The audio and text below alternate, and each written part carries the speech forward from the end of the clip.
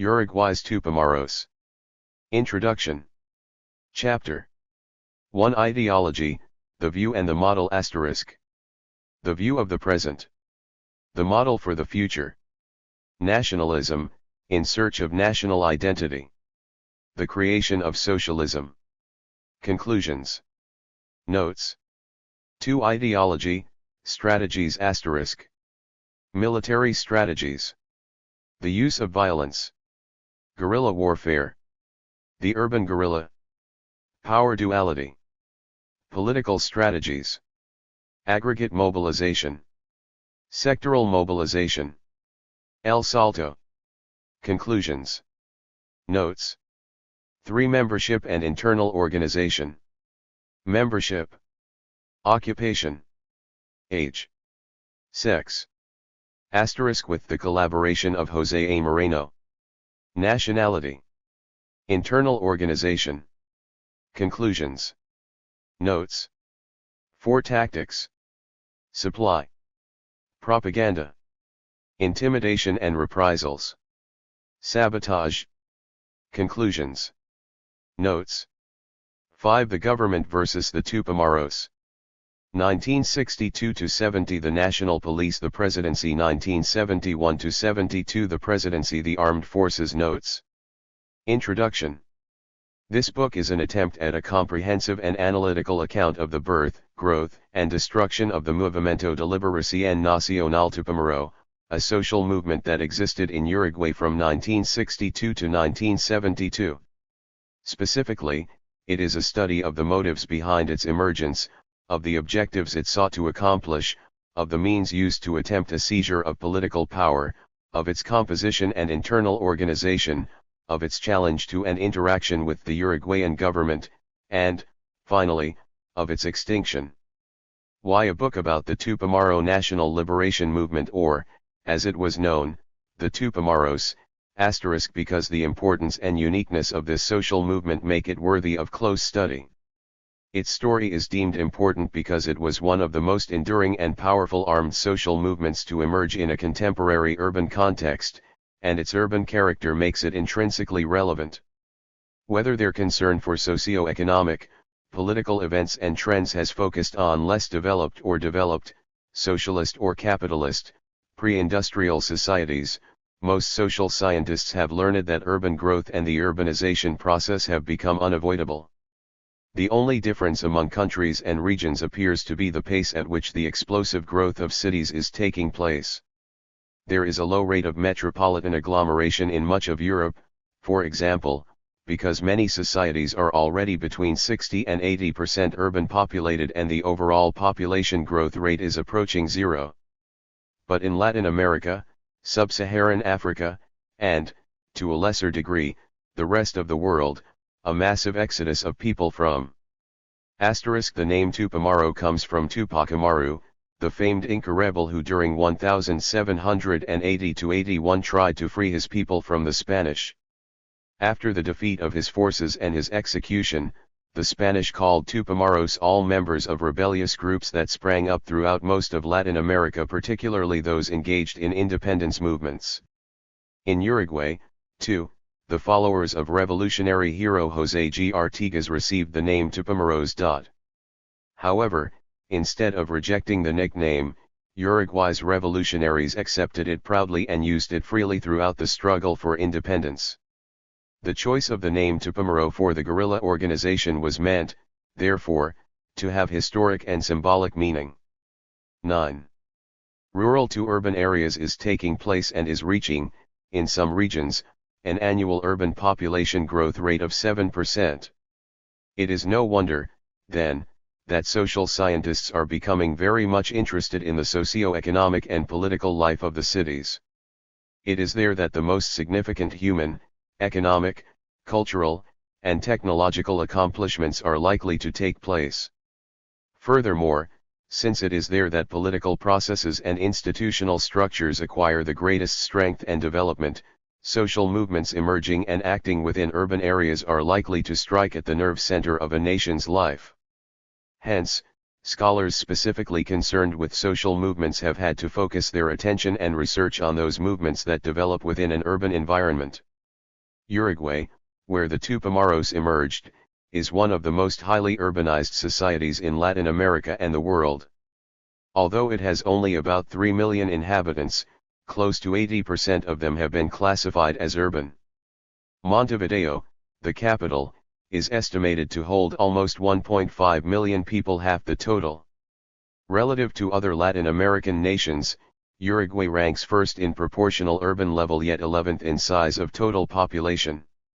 This distortion is further exaggerated by the fact that it has no city with more than 100,000 population save the capital. 1 In this sense, the study of the Tupamaros becomes relevant to many social scientists because Uruguay is faced with the problem stemming from a relatively giant urban population concentrated in and around Montevideo, the country's economic and political nerve center. Thus, the country has characteristics in common with the more industrial societies in Europe, North America, and Japan, as well as with other highly urbanized areas in the developing world. The growth of the Tupamaros in Montevideo is therefore significant because Uruguay may well represent, in terms of demographic peculiarities and urban concentration, the first instance of what the less developed countries of Latin America, Africa, and Asia will look like in years to come. Aside from the fact that the Tupamaros waged an armed struggle within the context of a highly urbanized society, there is the fact that this social movement endured for a decade and established itself as a contender for power. Indeed, it posed a veritable threat of an armed takeover of power, and it profoundly affected Uruguayan society. Its threat to the country's government resulted from the systematic application of innovative and effective urban guerrilla tactics. Using a strategic scheme that included military actions and political activity, the Tupamaros established an urban guerrilla group that became, in terms of financial resources, arms, and manpower, the best endowed clandestine, urban social movement in the history of Latin America. Since the movement was interested in seizing political power, it devised and carried out actions that directly and powerfully challenged the legitimacy and authority of the Uruguayan government. The actions of the Tupamaros and the government's reaction to them caused very important societal and institutional changes. Uruguay was once admired as a unique experiment in democracy and used to be described as a political utopia and the Switzerland of the Americas too. Yet anyone visiting or reading about Uruguay today cannot but be perplexed as to how it is possible for a peaceful and seemingly democratic society to have been torn apart so severely in just a few years. Beyond doubt, the quasi-military regime and quasi-dictatorial political structure existing in contemporary Uruguay find their roots in economic bankruptcy and political turmoil. Yet the Tupamaros acted as catalysts and were the first social movement to prove and accelerate the decay and obsolescence of the nation's institutions and political traditions. The story of the Tupamaros is important, then, because they carried out an urban struggle that had serious consequences on a modern and politically advanced society. But their story is also relevant because the Tupamaros clearly departed from and presented a viable alternative to the widely held doctrine that revolutionary wars and liberation struggles in Latin America and elsewhere were to be fought among the peasants and in the rugged countryside. 3 Instead, they chose to set up a guerrilla foco in the heart of a large metropolitan area. 4 In so doing, they may have added a new chapter to the theory of revolution and provided an important case study of the extent to which an urban social movement can be a carrier of a revolutionary ideology and become an agent of societal change. No longer need revolutionaries flee the urban centers, seeking to kindle revolutionary flames from the mountains and jungles. No longer need they rely on the crucial support of peasants, the financial contributions stemming from the cities, the supply of arms and ammunition from abroad, or the ideological direction of city-based political parties, and no longer need they worry about the mighty helicopter or the deadly high-altitude bomber, or fear being spotted or annihilated by the instruments of modern counterinsurgency technology. Now a revolution can, so to speak, start in anybody's own living room. In other words, that revolutionary guerrilla activity not only can, but must, become an urban phenomenon may well be the most lasting and historically significant contribution of the Tupamaros. Revolutionary activity in the city, however, poses some very peculiar problems. Hence, the Tupamaros were forced to devise a singular set of strategies and tactics to match the particular constraints and advantages of contemporary city life. The original way they went about building a disciplined organization, devising a strategic scheme, developing and applying ingenious tactics, and accurately coordinating X1.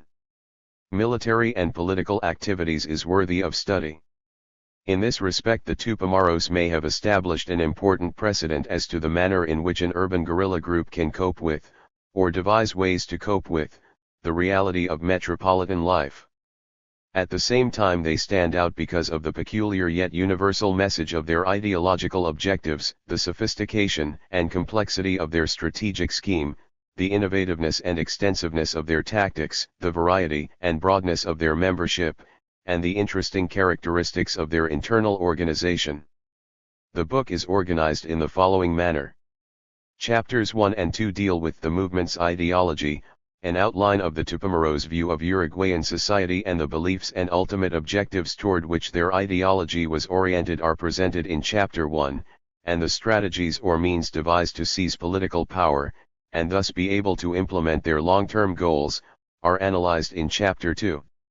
A study of the membership and internal organization of the Tupamaro movement is presented in Chapter 3.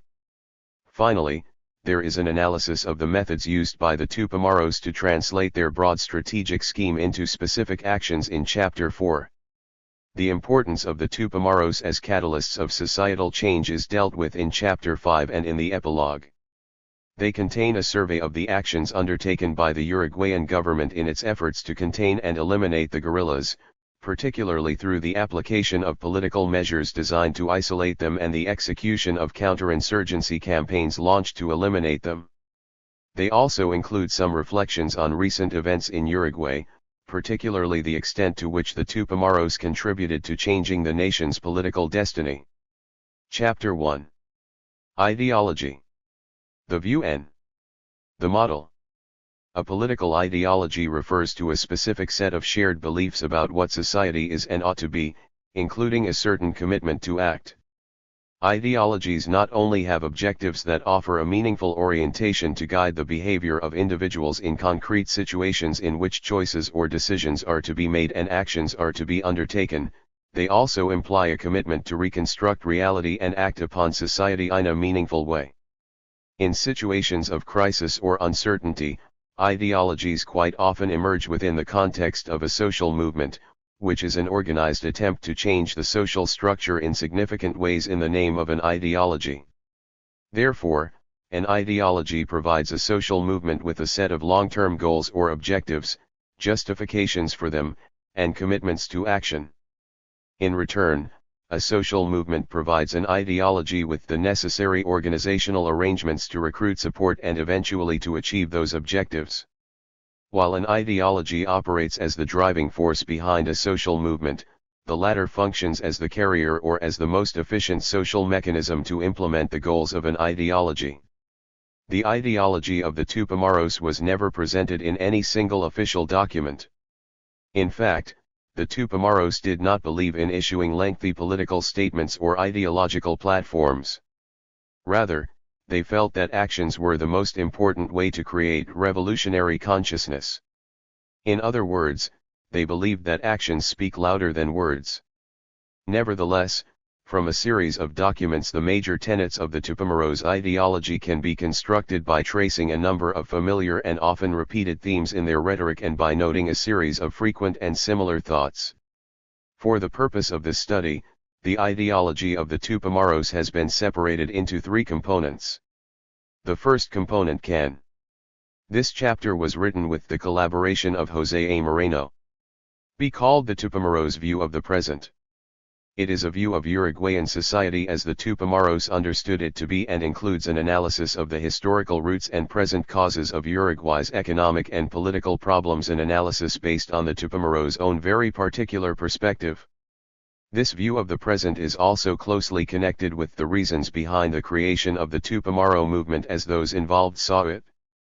The second component can be called the Tupamaros' model for the future, that is, the fundamental societal changes that the Tupamaros wished to see introduced.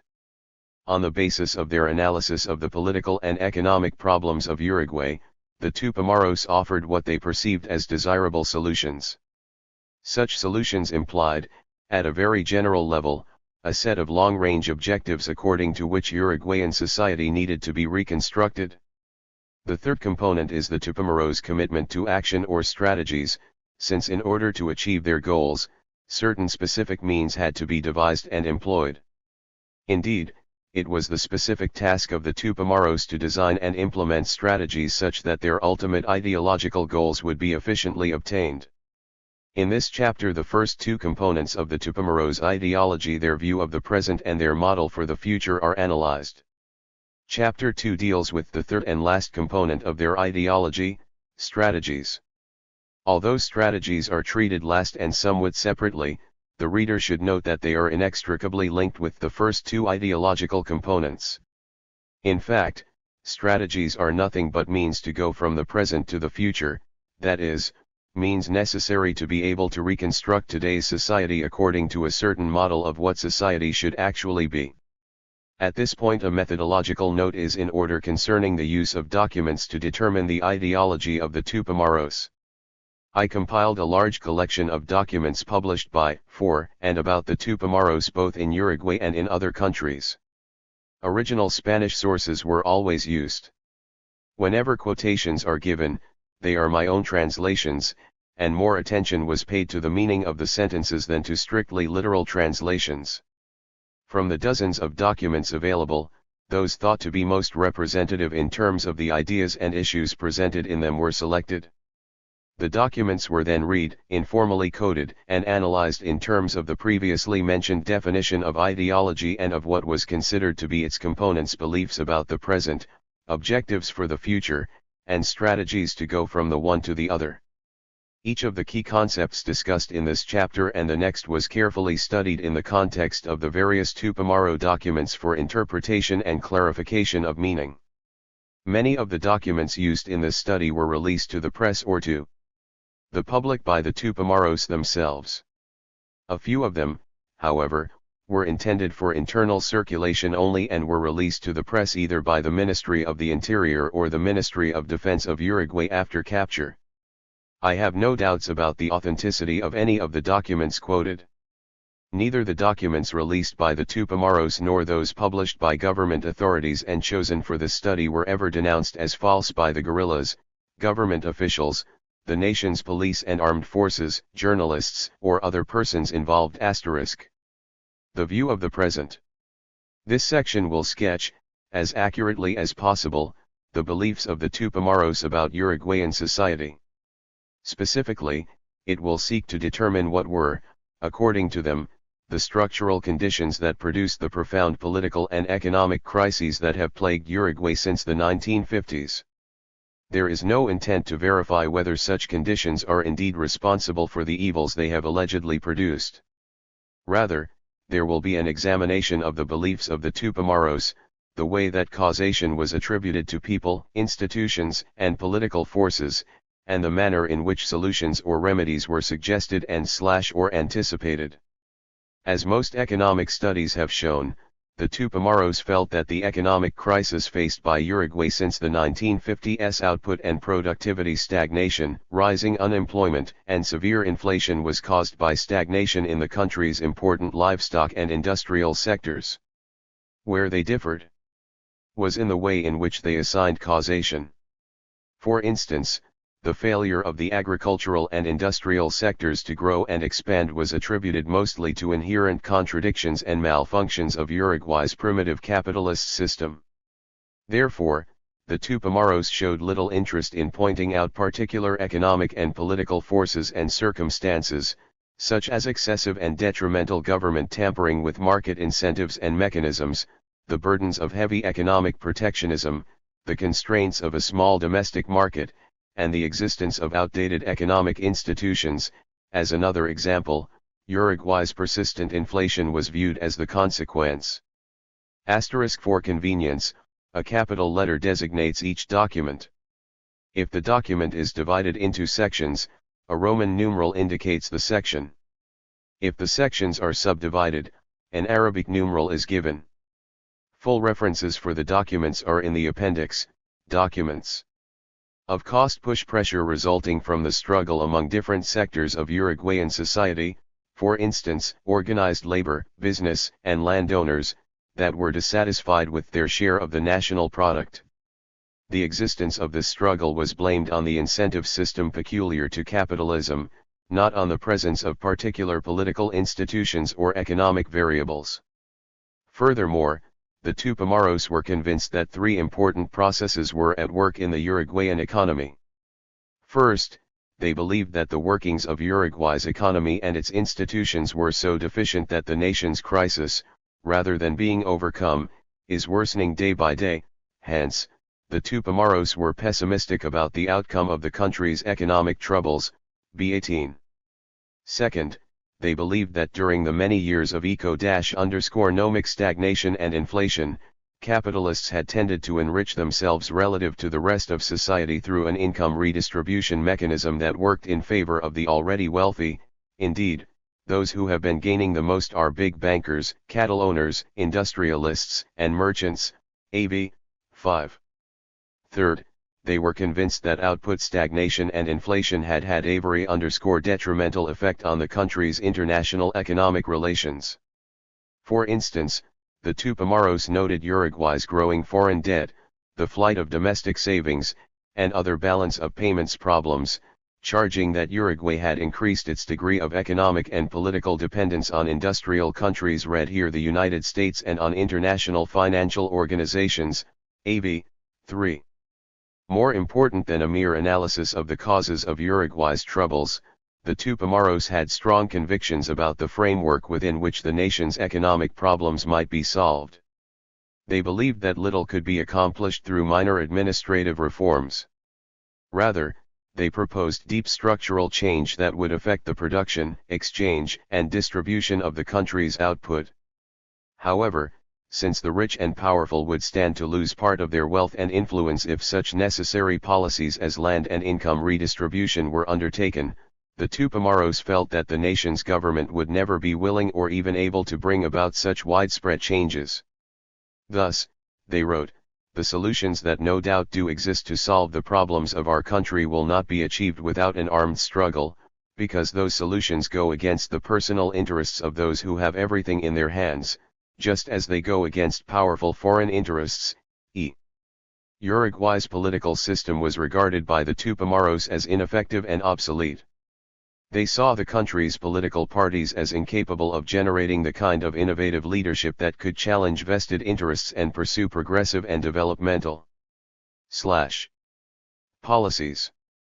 Such incapability, they felt, arose from the fact that, during recent years, Uruguay's traditional political parties had become so controlled by the country's wealthy that by 1971 oligarchs and businessmen now personally hold key government posts in detriment of professional politicians. A4. 5.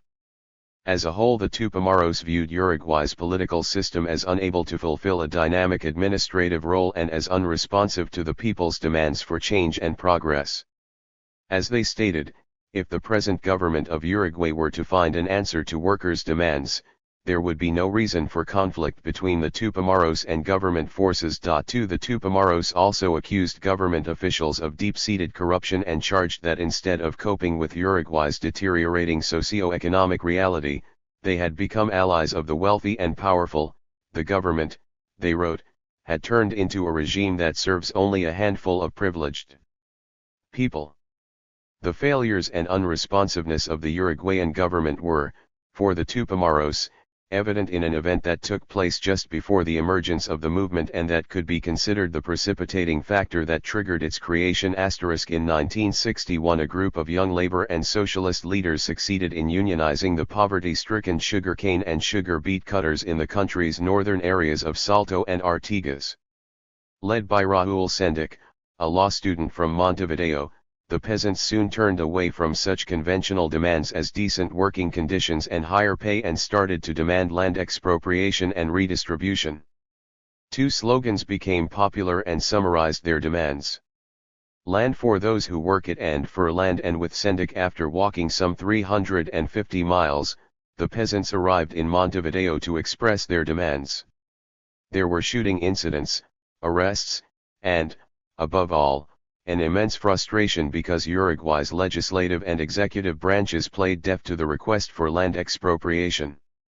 After spending some time in prison and becoming thoroughly disenchanted with the traditional and legal options for interest articulation, Sendic and others decided that if the political system were not capable of even listening to its constituents, then it was surely time to abandon it. Soon after, he, a few friends, and a handful of peasants began the Tupamaro National Liberation Movement. To the initiators of the Tupamaro movement, this incident provided evidence of how useless the conventional and legal channels of political participation had become, evidence of how, in fact, political parties and the government as a whole would not listen to the people's demand for change, much less question the existence of an uneven land distribution that heavily favored a few large landholders. So the plight of the peasants gave way to the rise of the guerrillas, and from among the followers of Sendic the Tupamaros were born. Justifying their decision to place themselves outside the legal institutional system, they wrote years later, "We have placed ourselves outside the law. Because that is the only honest attitude to be taken when the law is not equal for everybody, when the law is here to defend the spurious interests of a minority that damage those of the majority, when the law is against the country's progress, and when even those who have created the law place themselves outside it whenever it is convenient for them to do so." In summary, the Tupamaros perceived Uruguay's current political and economic order to be at the very roots of the crisis. They blamed the economic structure for being traditional, inflexible, and unable to innovate and modernize the country. They blamed the political system for being elitist and for favoring the interests of the oligarchy to the detriment of the masses. They claimed, moreover, that it was not lack of skills or resources that created the inability of the system to introduce change, rather, it was the ideology underpinning the status quo that made it unable to devise adequate solutions. The model for the future. There seemed to be two major ultimate objectives in the Tupamaro ideology: the creation of an independent, nationalist identity for Uruguayan society and the implementation of socialism as a socio-economic system for the nation. In the Latin American context, these two concepts are usually viewed not only as compatible but also as complementary in identifying basic societal objectives. Nationalism has come to mean a movement away from political and economic dependence and toward both national and regional cultural identity. Socialism should be understood as a societal arrangement that includes widespread government ownership and allocation of resources, centralized planning of production and exchange, and a more equal income distribution. Other goals, either of a more general nature, such as modernization, or of a more limited scope, such as agrarian reform, were also mentioned by the Tupamaros, but always in the context of nationalism-socialism, to which they were subordinated. Consequently, it is particularly for the Tupamaros neither the concept of socialism nor that of nationalism seem to have the traditional and somewhat contradictory connotations that they had in Europe, particularly prior to World War I and the emergence of socialism in one country during the Stalinist period. Relevant to analyze in detail the meaning of these two concepts in the rhetoric of the Tupamaros. Nationalism, in search of national identity. To begin with, the Tupamaros seem to be painfully aware that although officially Uruguay has existed as an independent nation for almost 150 years, politically, militarily, economically, and even culturally Uruguay depends heavily on the axes Brazil, Argentina and Great Britain, United States. Moreover, the Tupamaros saw the so-called nation-state of Uruguay as run by and for the benefit of an internal oligarchy, a small group of wealthy Uruguayans whose education, value orientation, and political affiliation link them more closely with similar groups in Europe and in the United States than with their own countrymen, with whom they barely share the land in which they were born. It was against these two targets, the domination by foreign powers and the oppression by the oligarchy inside the country, that the Tupamaros directed their struggle. For these guerrillas, the polarities, contradictions, and opposition that exist in the relationship of subordination between the industrial powers and colonial countries were duplicated in the relationship between the oligarchy and the masses. 1. Naturally, of these two enemies the oligarchy represented the first target, since its interests and members were physically closer than those of the imperialist powers. It was the task of the Tupamaros to design those strategies that would be most efficient and least costly in completely destroying the power of the oligarchy. The Tupamaros were aware that nationalism had been used in the past in the rhetoric of various political groups, including those representing the country's oligarchy. Indeed, the oligarchy had used nationalism as a rallying point for its own benefit and against the interests of the masses, FI 14. The Tupamaros wanted to attach a special new meaning to this old concept, FI 8. For them nationalism was not a rhetorical disguise to attract the middle class and the bourgeoisie to their side. It did not mean merely political boundaries and economic protectionism. Rather, it was thought of as a cultural identity that binds together different races and peoples with common geographic, economic, and linguistic origins that set them apart from other nations, to which they have been subordinated in the past. For the Tupamaros, Latin America can be a great nation, AI 9.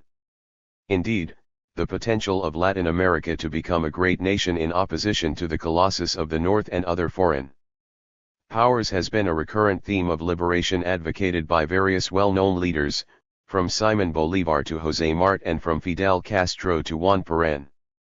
What was new in the ideology of the Tupamaros was that nationalism was seen not purely as a theme of liberation but also as a necessary condition in the building of socialism. They claimed that total liberation from imperialist powers could not be achieved with political independence alone. Only through building socialism would total economic, political, and cultural liberation be possible. The creation of socialism. Among the ultimate objectives of the Tupamaro ideology was the construction of socialism, first in Uruguay and, later, in all of Latin America. The method to be used to bring it about would be the application of Marxism-Leninism to the country's specific historical conditions, AI 9. There was little doubt in the minds of the Tupamaros that the most important target for their movement was the seizure of power to implement a socialist revolution, A2, 3. The kind of socialism that would be built, however, would not be patterned on the blueprints already implemented by other socialist countries. It would be worked out according to the specific historical and developmental conditions of the country. For the Tupamaros, such socialism would have to be nationalistic and would not necessarily adhere to any monolithic ideological bloc, AI 9. With regard to specific action and programs to be implemented after the seizure of power, their ideology was quite general and vague. The means of production would be controlled by the state, and a central planning agency would be constituted. There would be an agrarian reform with the expropriation of the latifundia, but small private enterprises might be allowed to continue operating. Following a more rigorous nationalist bent, the Tupamaros made it explicit that foreign interests would be expropriated without compensation. They also indicated that after adequate growth of output in the economy had taken place, the socialist goal to each according to his needs should be implemented. Several other reforms in the fields of health, education, and welfare were enumerated as services to be. Following the U.S.S.RS example, the construction of socialism in one country aims at creating a highly centralized system of government that commands the factors of production and decides on how production and economic growth are to be achieved, as well as how a more equitable distribution of income can be accomplished. Provided to the collectivity. Changes in the legal system were anticipated, among which provision was made for punishment of those actively cooperating with the present government, c. In conclusion, it should be pointed out that the two major goals that made up the core of the Tupamaros ideology were well emphasized in the often repeated slogan "There will be a fatherland for all or for nobody." This clearly implied that the Uruguayan nation-state, as it has existed, was functional to the interests of a small group, the oligarchy, but detrimental to the interests of large sectors of society. The nation-state contemplated by the Tupamaros would serve equally the interests of all individuals who made up the collectivity. Nobody would be excluded, and nobody would receive privileges not available to all, habrá patria para todos o para nadie. Conclusions. The ideology of the Tupamaro movement included beliefs about what Uruguayan society was actually like and how it worked, definite thoughts about how that society was to be changed and in what directions it was to be changed, and ideas on the various means to reach power and thus be able to implement the objectives of the ideology. This chapter has dealt with the first two parts of the Tupamaros ideology, calling them the view of the present and the model for the future. It has shown how and why the Tupamaros considered Uruguayan society to be in deep socio-economic trouble, how they were pessimistic as to the inherent ability of the current political system to solve the crisis, and how they perceived the country's institutional and political decision-making structure to be unjust and to behave in a manner that was heavily biased in favor of the oligarchic class. Yet the Tupamaros did not have only a list of complaints about Uruguayan society, rather, they possessed a more general and philosophic understanding of it and its workings. They also had concrete ideas about the direction in which they wished Uruguayan society to move. They wanted the country to become more nationalistic and more socialistic, which would mean the adoption of policies emphasizing national and regional cultural identity as well as policies leading to greater economic centralization and control, planning for economic growth and development, and income redistribution. The solving of Uruguay's socio-economic problems, then, would become a process taking place within the context of nationalism and socialism. Ideological objectives could not, in this case, be implemented unless political power was seized. Therefore, the Tupamaros' ideology would be incomplete if it did not specify the means which power would be reached, and thus the ideological objectives could begin to be realized. Chapter 2 presents an examination of strategies, the means chosen by the Tupamaros to gain power. Notes. 1. R.H. Brannan, The Agricultural Development of Uruguay, New York, Praeger Publishers, 1969, M. H. J. Finch, Three Perspectives on the Crisis in Uruguay, Journal of Latin American Studies, 3, No. 2, November 1971 173-90, Instituto de Economía, El Preciso Económico del Uruguay, 2nd ed., Montevideo, Universidad de la República, 1971, and S. Capiro, Uruguay's Lost Paradise, Current History, 62, No. 366, February 1972 98-103. 2. Tricontinental Bulletin, Havana, 6, No. 58, January 1971. 1. 3. Costa, Los Tupamaros, Mexico City, Era, 1971, p. 118.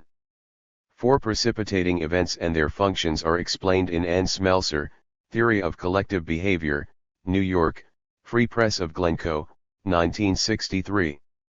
5. For more information on the founding and early days of the Tupamaro organization, see Señafis, Los Tupamaros, Vanguardia Armada en el Uruguay, Montevideo, Provincias Unidas, 1969, and the Tupamaros, Armed Vanguard in Uruguay, Tricontinental, Havana, No. 10, January-February 1969 43-66, and M. Rosenkopf, La Rebelión de los Cafieros, Montevideo, Aportes, 1969. 6. For a discussion of the role of perceived inequalities and injustices in the emergence of social movements, see R. H. Turner, The Theme of Contemporary Social Movements, British Journal of Sociology, 20, No. 4, December 1969 390-405. 10. Chapter. Ideology. Strategies. Strategies are those short-run and medium-range goals that, under given historical and societal circumstances, are thought to be most efficient in bringing about the ultimate objectives of a social movement's ideology. Indeed, ideologies concern themselves not merely with objectives to be attained in the future but also with the means to reach them. Such means are here called strategies, and they are suggested and often called for by the tenets of an ideology. Certainly strategies may be changed, postponed, or rearranged according to varying societal conditions or to developments within the social movement itself. Furthermore, certain strategies may be considered a sine qua non, while others may be viewed as contributing relatively less to the attainment of the ideological objectives. What is it, however, that determines which strategy or which tactic should be applied? For the Tupamaros, the choice of a given strategy or tactic and its implementation were a function of an assessment made by the members of the particular historical and societal conditions at any point in time. This evaluation process was called, in the rhetoric of the Tupamaros, a diagnosis of the coyuntura, the political, economic, military, and organizational conditions of both the society and the social movement. For instance, societal conditions, the coyuntura, may allow or demand a certain kind of political and/or military strategy, but the social movement, in this case, the guerrillas, might not be ready to take advantage of such an opportunity. As an example, urban warfare may be viewed as a viable instrument of political violence in a highly urbanized society, but the lack of manpower, leadership, or arms and ammunition can make it impossible for a social movement to undertake such course of action. The coyuntura is lost. On the other hand, a certain society may be ready for political change or radical institutional reform, but unless. This chapter was written with the collaboration of Jose A. Moreno. 11. The proper strategy is implemented, the coyuntura will be lost. For instance, the use of violence by a social movement living in the midst of a society that hungers for political and institutional change but despises and fears organized violence to attain such purpose could result in a loss of the favorable coyuntura.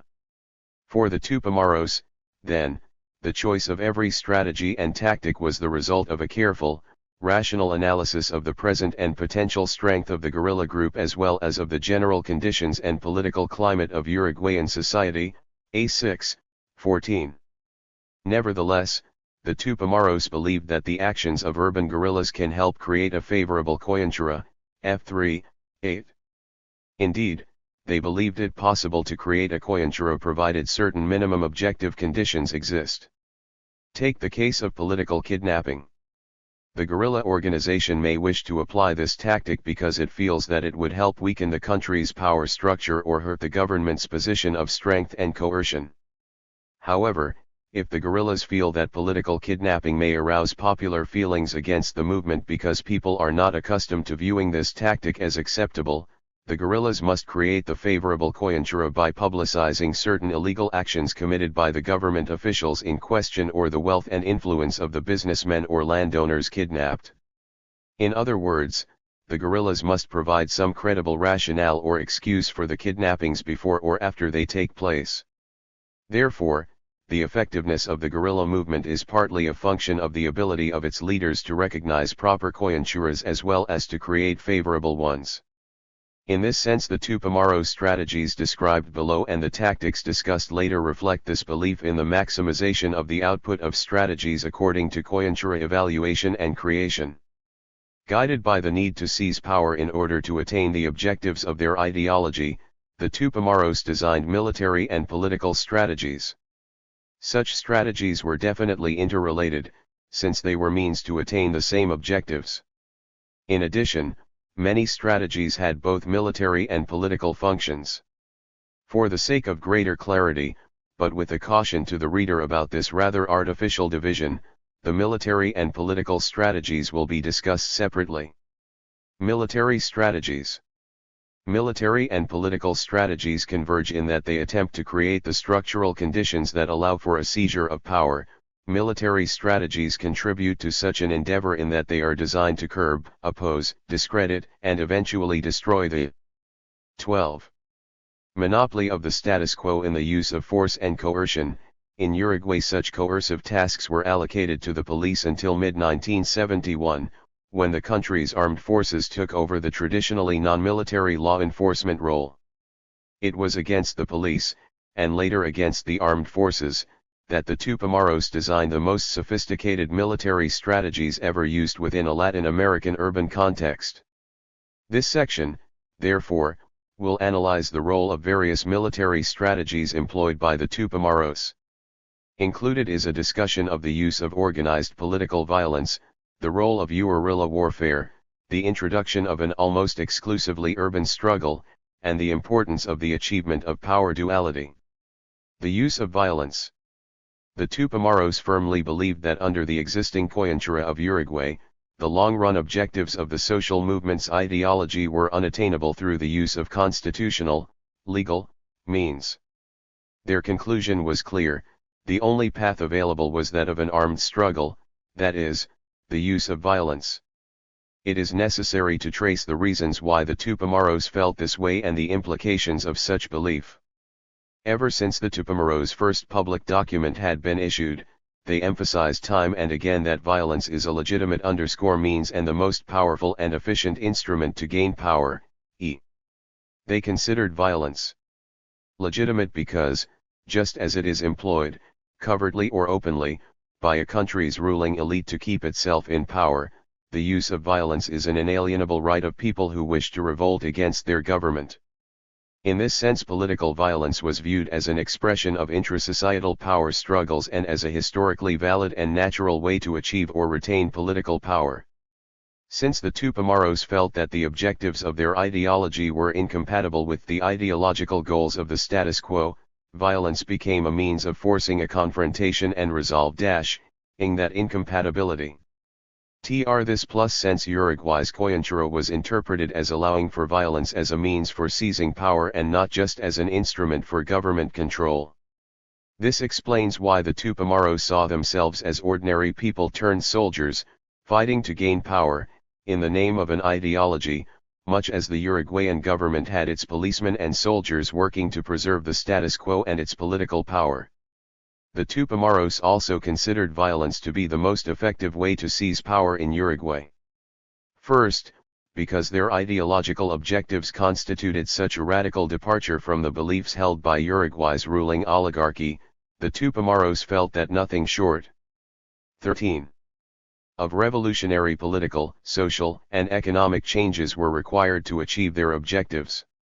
In their view, violence was justified, since history demonstrates that the most fundamental and revolutionary processes of change have been brought about by armed struggle and have been preceded by the use of violence. A6, 9. Second, because the Tupamaros felt that under the present condition of economic stagnation and increasing deterioration of the social situation in Uruguay, the maintenance of domestic peace was a matter of survival for the ruling, status quo, group. AB, 7. Nothing was thought to be as effective as violence in undermining the monopoly of the ruling elite in the use of force and in curbing its claims to authority and legitimacy. If, through the use of violence, the inability of the government to eliminate its ideological opponents, the Tupamaros, became clear, then the ruling group would find its power position to be so undermined that power seizure by the Tupamaros could become a reality. Violence was thus seen as the tool for wrecking the government's decision-making process, curtailing the extent of its coercive powers, and reducing its ability to command loyalty and respect. In summary, violence was felt to be a perfectly legitimate, and definitely the best, tool at hand. Guerrilla warfare. Guerrilla warfare is an expression of organized political violence. In the context of the Tupamaros struggle, guerrilla warfare was seen as the most efficient way to channel violence in order to secure political power. Three main functions were assigned to it: to destroy the forces of government coercion, to win over the masses for a popular uprising, and to prepare manpower for the implementation of ideological objectives once power seizure was accomplished. A6, 6, 8, B4, 7, 8. The first function was to be realized through the demoralization and discrediting of the armed forces and the police. Obviously, this was to facilitate gaining power. The second function was to be more political in nature, using tactics conducive to the creation of a mass popular uprising. Following the ideas of Che Guevara, the Tupamaros did not see themselves seizing power through a military coup or a strictly military defeat of government forces. Point 2. They were well aware that the military function of the FOCO is quite different: slowly to undermine, discredit, and eventually destroy the power of the armed forces. This was to facilitate a political process whereby the masses, and not just the guerrillas, would participate in a revolutionary uprising that would lead to power seizure. Guerrilla warfare was understood to be a temporary, although principal, stage in the ideological confrontation between the 14. Tupamaros social movement and the ruling elite. The destruction of the government's forces was to be a necessary military step to allow a more strictly political battle against the power of Uruguay's oligarchy and the influence of neocolonialism to take place. The third function involved on-the-job training of cadres. Indeed, the FOCO would prepare men not only for the military aspects of power seizure but also for the more political, decision-making functions that they would perform after that crucial event. Now the reader can, hopefully, better understand why, for the Tupamaros, the creation of the FOCO, the guerrilla organization itself, became a very important strategy. Only with the emergence of an armed group working as a guerrilla unit and fulfilling the functions described above could a significant step in the long process of attaining the objectives of their ideology be taken. This is why the Tupamaros could boast in early 1971 that the creation of the guerrilla organization is a fundamental achievement, A6, 8. However, special geographic and demographic conditions peculiar to Uruguay led the Tupamaros to create not just any type of guerrilla group but to organize an essentially urban FOCO. The urban guerrilla. The decision to locate the Tupamaros struggle in the urban center of Montevideo, the country's capital and a city of over 1.4 million people who constitute almost half of the nation's total population was again a strategic one. In the first place, the Tupamaros realized that there were no places in the Uruguayan territory where a durable, rural guerrilla FOCO could be established, although there are some places where geographical peculiarities make approach somewhat difficult. However, they did have a huge city with more than 300 square kilometers of buildings that permitted the development of an urban struggle, B18. Indeed, the simple geography of Uruguay almost precludes any type of guerrilla warfare except urban. Second, the Tupamaros saw the countryside as having a backward political panorama when compared with Montevideo's, A4, 4, FI, 15. Montevideo was viewed as a highly politicized city, with very active labor and student unions and a high degree of political participation. Not so with the rural areas, where the peasants have an intuitive liking for policies of law and order, A4, 4. Third, they felt that an armed group operating in Montevideo has practically all enemy targets within reach, A4, 21.3. Indeed, the president, his cabinet members, policemen, ambassadors, judges, communication networks, financial centers, arms and 15. Ammunition depots, and such were all within easy access. The urban guerrilla, in fact, is able to pick and choose where he wishes to hit next, unlike his rural counterpart, who has only a handful of military and political targets available and thus limited possibilities for action. Fourth, the Tupamaros reasoned that, in the event of intervention by either Brazil or Argentina, an armed group operating in Montevideo would be better able to wage a war of resistance, B21. It must be pointed out here that the Tupamaros often considered this possibility, and for several years they referred to the possibility of armed intervention by foreign powers. Finally, the Tupamaros saw that the urban guerrilla has one essential advantage over the rural one: he is physically close to the more politicized urban masses he wishes to influence. AI 12. Gone, then, is the necessity of relying on messengers who bring supplies and information from the city, a vital link for the survival of the rural guerrilla. Operating in the city makes it easier for the guerrilla to be in constant communication with the rest of the population, facilitating the processing of information and the dissemination of propaganda. It should be added here that the Tupamaros were not just interested in establishing an armed group in Montevideo. In fact, during 1970–71 they tried to establish other armed fronts in several urban areas besides Montevideo. For several reasons, however, the Tupamaros were not successful in this endeavor, and they themselves admitted their failure. G2. In 1971–72 an attempt was made to implement a new strategy. Designated as Plan Tatu, it purported to open possibilities of warfare in some rural areas. The main purpose was to have guerrillas operating in the countryside and based in Tatu Saras, literally, underground hideouts located near highways and other strategically advantageous places. It is important to clarify that this was not an alternative to urban warfare but only a complement.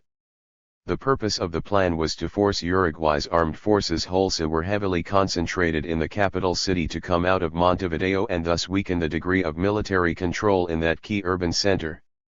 The idea was not to replace an urban struggle with a rural one but, rather, to allow for even more armed confrontation. Also, these rural contingents could have been used to isolate. The country's second largest city has only about 60,000 inhabitants, thus making it much harder for the guerrillas to operate there. The Tatu, a variety of armadillo found in Uruguay, lives underground. 16. Important urban areas by cutting transport and communication routes, G2. In the end this strategy also failed. See Chapter 5. Power duality. The systematic use of violence through the actions of urban guerrillas was intended to facilitate the establishment of power duality. Power duality begins when the guerrillas establish themselves in such a status and power position that they not only represent a real threat to the status quo but also command loyalty and adherence from significant sectors of the population. This allows the organization to be seen as a parallel government and provides it with four important advantages. First, such tactical operations as gathering of information and supplies are easier to conduct. Second, recruitment of new members is greatly facilitated, since the organization operates in the midst of its potential recruits. Third, it places the guerrillas in a position of power that enables them to function as a shadow government. It is possible for them to legislate, to make policy, and to administer justice. The kidnapping of a certain landowner, for example, will no longer be seen as just an ordinary criminal action but, rather, as the consequence of certain wrongdoings committed by that person, for which the movement has now chosen to punish him.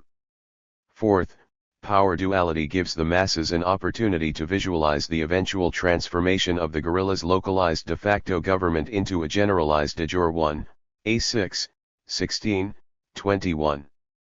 The Tupamaros, however, were aware of the problems involved in maintaining power duality over a protracted period of time. Ideally, everyday people must be confronted with the option of following the legal political order or siding with the guerrillas' shadow government. The masses must never feel that they are just watching a soccer match between the government and the guerrillas, each side winning now and losing then. There must not be just a few participants, the police versus the guerrillas, and a crowd of spectators, the masses. Everyone must feel involved, actively pledging his or her allegiance and participating in a struggle in which it is the masses who will win or lose, not just the guerrilla movement or the police. In a 1972 document, the Tupamaros explained that they felt it was not enough to reach a stalemate with the status quo forces. They wrote that their military actions, successful as they may have been, were having less and less of an impact on Uruguayan society because violence had become routinized. Actions that are highly efficient now go unnoticed. They felt that the regime, the people, the oligarchy, all of society is getting accustomed to our presence and 17. They gave a good example of routinization, or acostumbramiento. Our organization and its actions have worked like a vaccine. At the beginning it caused convulsions, but then the body built up a defense mechanism that allows it to survive without risk of fatality and may end up giving it permanent immunity. F2, 1, 2, 3. The Tupamaros thought that they had accomplished many things. They had survived for almost 10 years, they had succeeded in creating a firm organizational structure, they had attracted members and collaborators by the thousands, and they had militarily checked the government's forces again and again. But that was not enough, because the people began thinking of the Tupamaros and their struggle as part of the normal state of Uruguayan affairs. The Tupamaros asserted, therefore, the need to move with unparalleled force to a direct and systematic harassment of the repressive forces to correct the situation, F3, 4, 4, 4. The Tupamaros were never able to reach the high degree of armed confrontation that they envisioned, but it is important to note how carefully they studied their relationship with the Uruguayan people. Their assessment of the acostumbramiento that might follow the systematic use of violence and urban guerrilla warfare during the period of power duality is a clear example of the Tupamaros' interest in constant coyuntura evaluation. Political strategies. The coyuntura that would eventually allow a seizure of power demanded that progress be made by using military and political strategies simultaneously. The military strategies of this social movement have been discussed, and the political strategies are now considered. One could safely venture the opinion that while both types of strategies are equally important and interdependent, there is some subordination of the military to the political. Parallel to the power duality created by the guerrilla strategy in the military domain, political strategies seek to reinforce such duality in the political domain by presenting ideological alternatives as viable and desirable, thus attracting new recruits and widening the sphere of political action. The most formidable and arduous task of any revolutionary movement is the mobilization of the masses. So difficult is this task that sometimes it must be completed after the seizure of power, A3, 1. And yet such an enterprise is so vital that the objectives of the movement cannot be reached without it. In this section the various strategies the Tupamaros used to sensitize, reach, and recruit support from various sectors of the population are discussed. 18. The terms aggregate and sectoral mobilization are used to describe whether the strategies were to influence the masses in general or some societal groups in particular. Aggregate mobilization. Aggregate mobilization was a strategy whereby the Tupamaros attempted to influence the masses and to interact with them through various political and military actions with considerable propagandistic content. The idea was to attract recruits, receive information, and publicize the movement's actions and ideology in order to act as a catalyst or magnetic pole that would attract the people to the Tupamaros while serving to polarize opposing ideological forces within society. That bridge between the guerrillas and the masses was meant to create a broad movement of all opposition forces with mass popular support. It would be called the National Liberation Front, FLN. To create it, the Tupamaros recommended open-mindedness and flexibility to win, neutralize, organize, and mobilize all potential friends without clumsily alienating anybody. A3, 12, 20. On the other hand, the polarization of ideological forces was meant to occur for two reasons. First, it would force people to take a stand either in favor of the long-range objectives of the Tupamaro guerrillas or, better yet, in favor of their military strategies and tactics or in favor of government forces and the status quo in general. This would allow the Tupamaros to know who stood with them and who did not, and thus be better able to evaluate Uruguay's coyuntura. In this sense the polarization would complement the process of power duality. Second, it was meant to create a climate of confrontation, a debate of ideas, and a radicalization of attitudes. This would allow for an increased awareness of ideological disparities and a greater acceptance of the Tupamaros as a political force. This growing intimacy between the Tupamaros and the masses would be important for two reasons. First, proper coyuntura evaluation requires an assessment of the reaction to the guerrillas' actions by the people at large. Kidnapping a foreign diplomat, killing a policeman or army officer, and robbing a bank are actions that require careful evaluation with regard to the rejection or support that they might stir in the people. Violence and armed struggle help to create popular consciousness, but they can also create counterproductive effects unless used in the proper context and at the right time. 19. Second, the Tupamaros felt that the mobilization of the masses is a sine qua non strategy for a revolutionary process. Indeed, all revolutionary movements must try to mobilize them even though many do not succeed in so doing.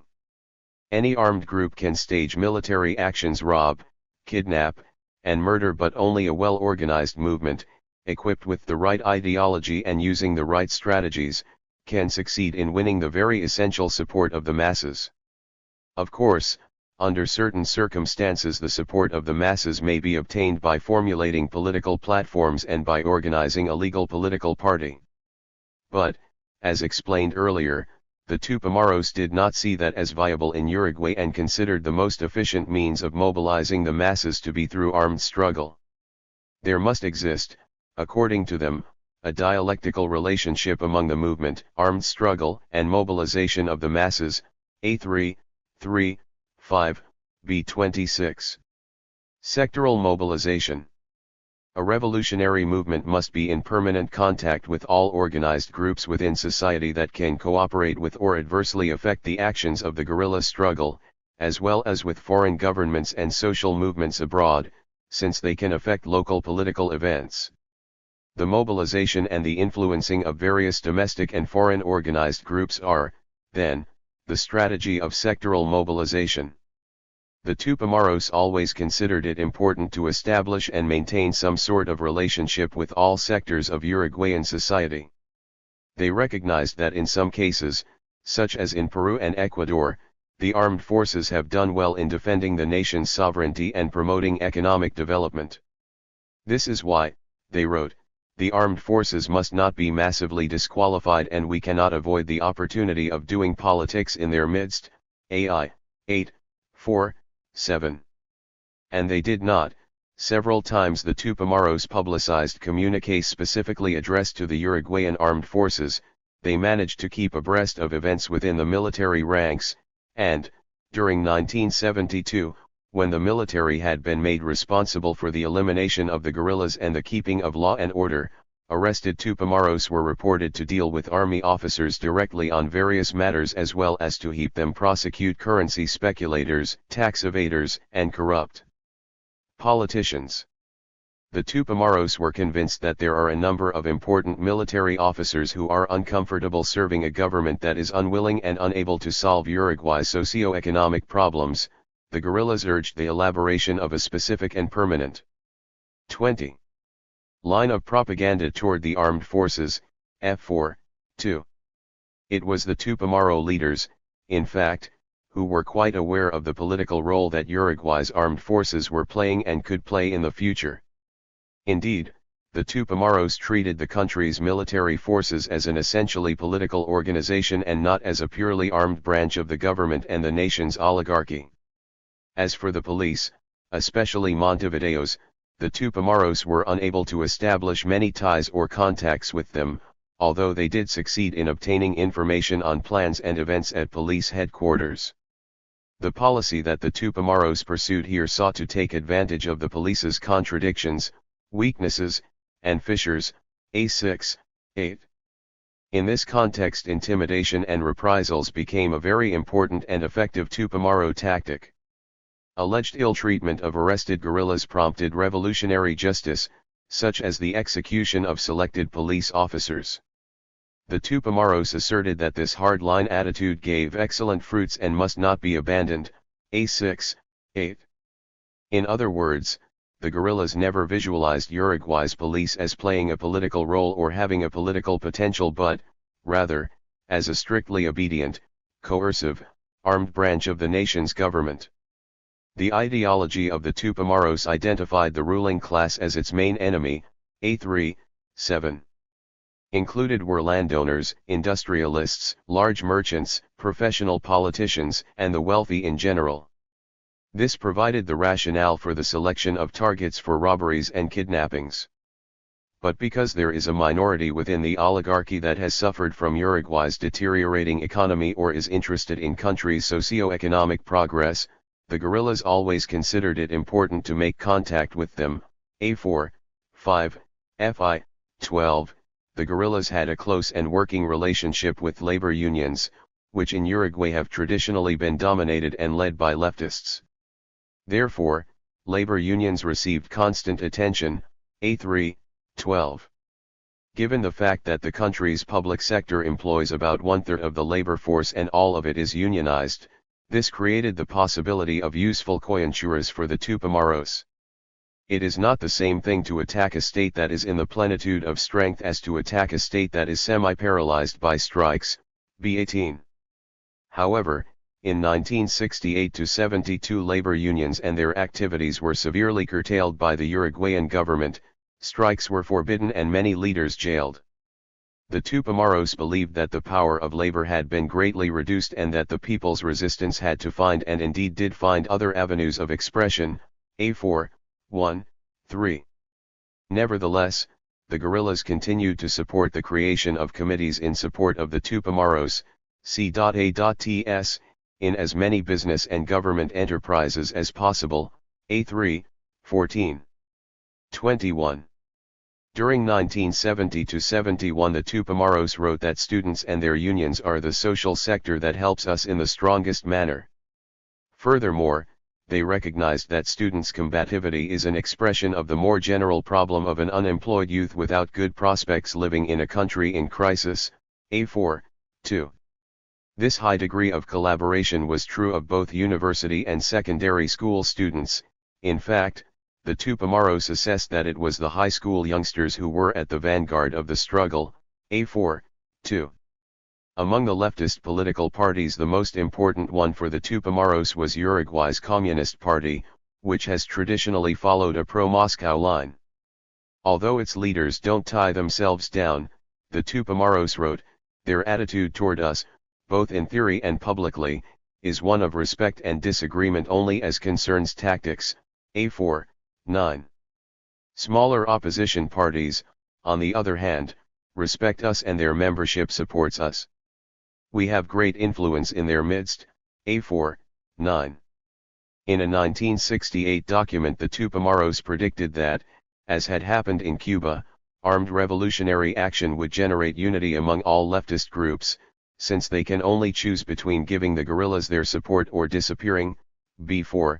3 years later they were able to write that, indeed, the Uruguayan left has entered a process of unification, A4, 9. Uruguay's Catholic Church has also been affected by the guerrilla struggle.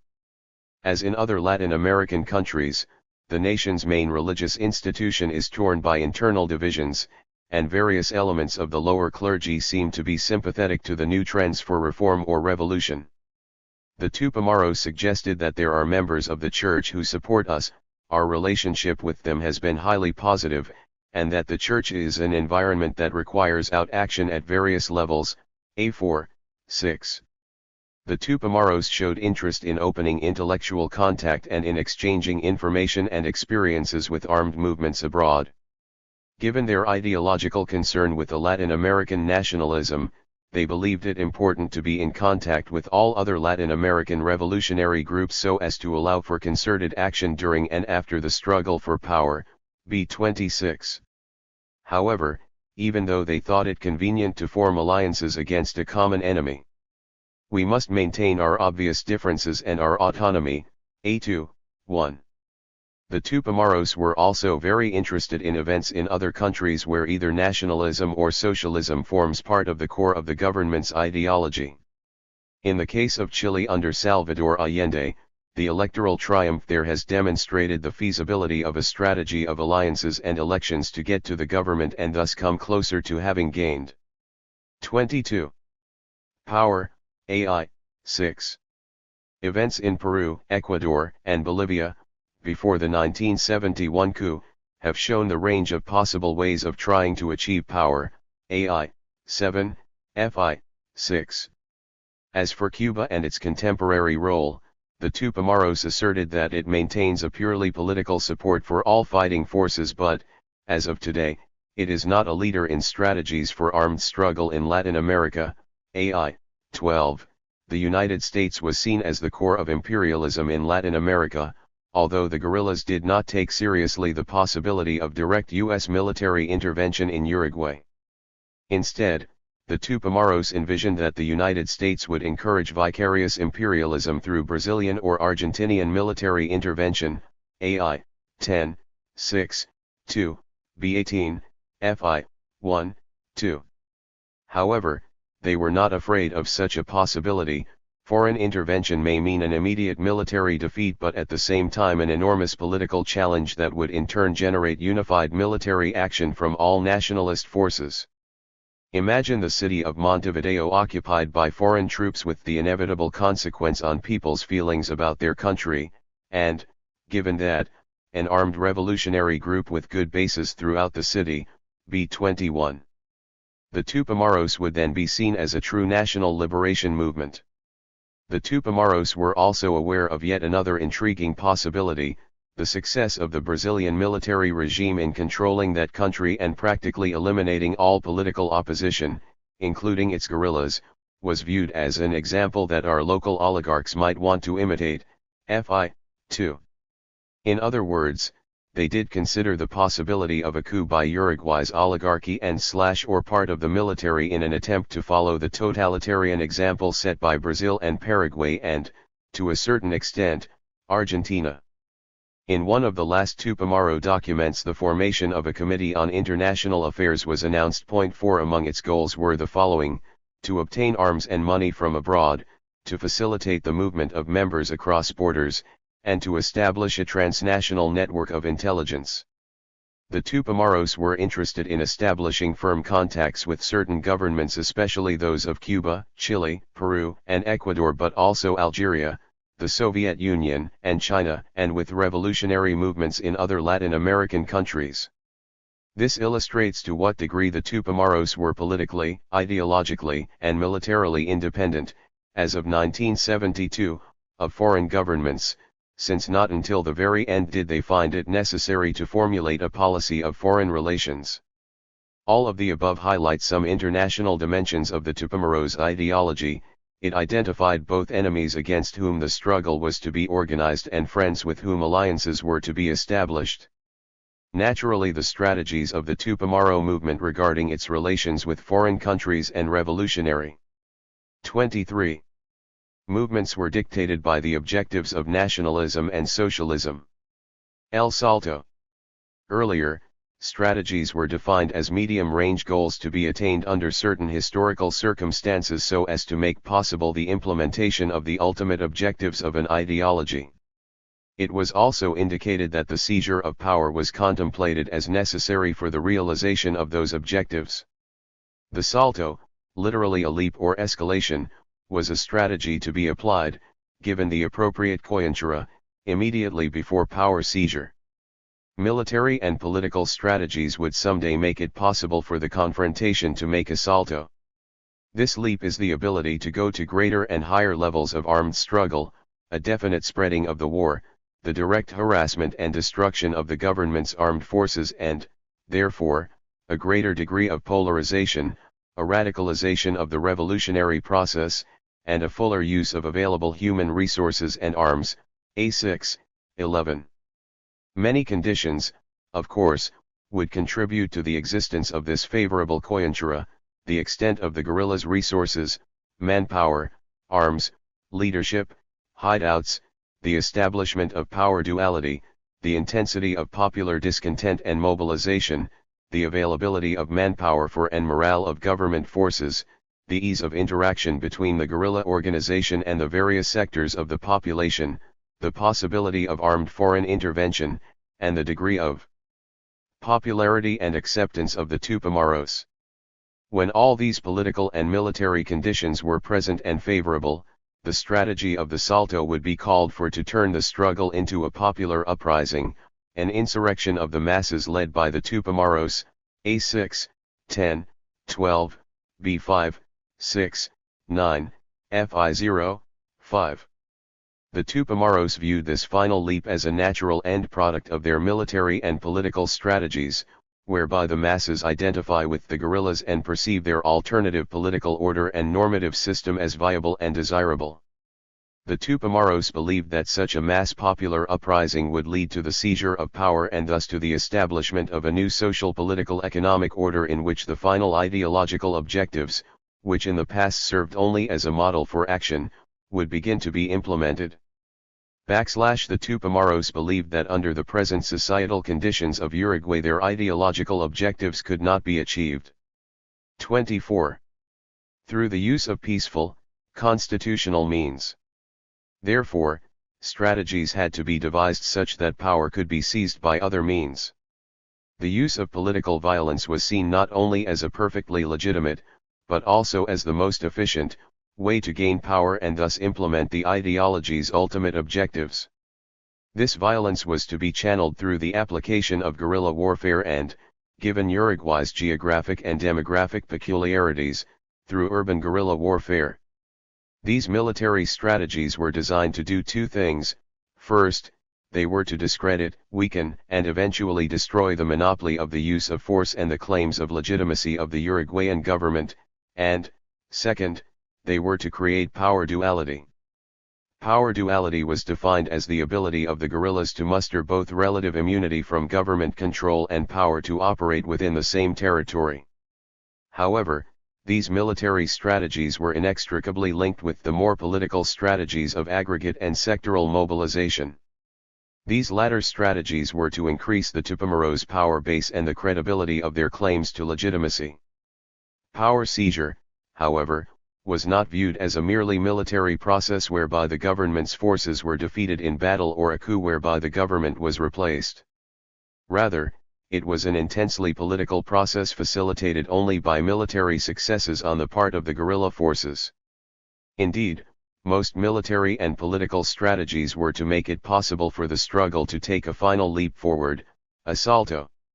All this meant that a military and political struggle spearheaded by the Tupamaro urban guerrillas would be turned into a popular uprising, an insurrection of the masses, and a true revolutionary experience. Power would be seized, and the necessary foundations for the attainment of nationalism and socialism could at long last be built. 26. Chapter. Membership and Internal Organization. This chapter attempts to describe two important characteristics of any social movement, its composition and its internal organization. This study of the membership of the Tupamaro movement seeks to document its broadness and range, that is, the extent to which the ideological objectives, strategies, or tactics of the Tupamaros attracted support from individuals with different backgrounds. The data do not, however, indicate the degree of ideological commitment, the extent of participation, or the reasons for the involvement of each person included in the sample. Nonetheless, one would like to ascertain the quantifiable peculiarities of those involved in the Tupamaro movement as a means of establishing some of the very scarce facts that can be obtained about the composition of this clandestine movement. As for the internal organization of the Tupamaro movement, the aim is to discover how its membership was grouped and structured in order to achieve a strategic success. In other words, how the Tupamaros established decision-making bodies, lines of authority, division of labor, and levels of organizational involvement so as to harness the manpower at their disposal and organize it to carry out tactical operations. In so doing, the set of organizational techniques applied by the Tupamaros to ensure the survival of their social movement will be depicted. Membership.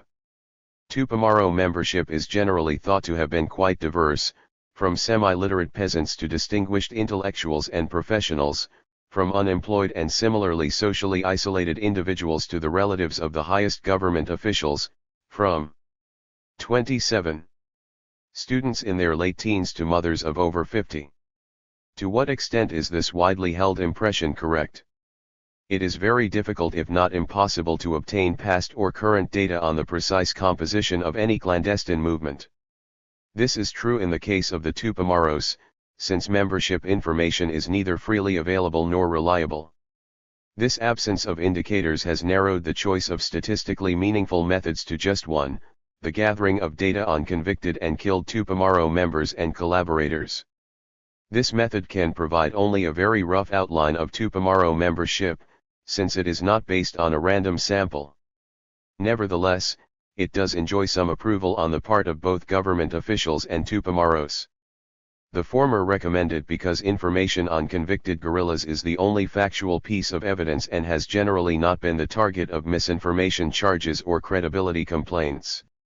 The Tupamaros, on the other hand, have stated that the origin of comrades who were captured can be taken as a reference point for getting an idea of actual Tupamaro membership. Hence, this data will be presented and analyzed, with a warning to the reader of the unavoidable statistical pitfalls involved. A compilation was made of all information released to the press by Uruguay's police and armed forces concerning both guerrillas captured and later convicted and guerrillas killed in action. There are 648 individual entries covering the period from December 12, 1966, until June 22, 1972, omitted from the sample are what appeared to be contested or very incomplete entries. This sample represents the great majority of Tupamaros captured during that period but, as a whole, constitutes roughly 15% of the total number of Tupamaro members and collaborators incarcerated through the beginning of 1973. In other words, the sample excludes some 4,000 Tupamaros reportedly being held by military authorities as of the time of this writing, May 1973, because many of them have not been convicted. Information on others has not been made public, and the credibility of military sources in general has been severely questioned. The data were broken down according to the following categories: occupation, age, sex, and national origin. The results of the statistical analysis are shown below. Occupation. Out of a total of 648 entries, 336 contained information on occupation. 4 categories were devised: student, S, professional or technician, PT, worker or employee, we, and other, O. As can. Student covers both secondary school and university students, professional or technician includes anyone with a university. 28. Be seen in Table 1, roughly a third of captured Tupamaros were professionals or technicians, another third were either workers or employees, and almost 30% were students. The data, broken down by year, show 2 relatively clear-cut trends. 1 was the steady decrease in the proportion of students, which fell from a 1966-69 high of almost 40% to a 1972 low of only 20%.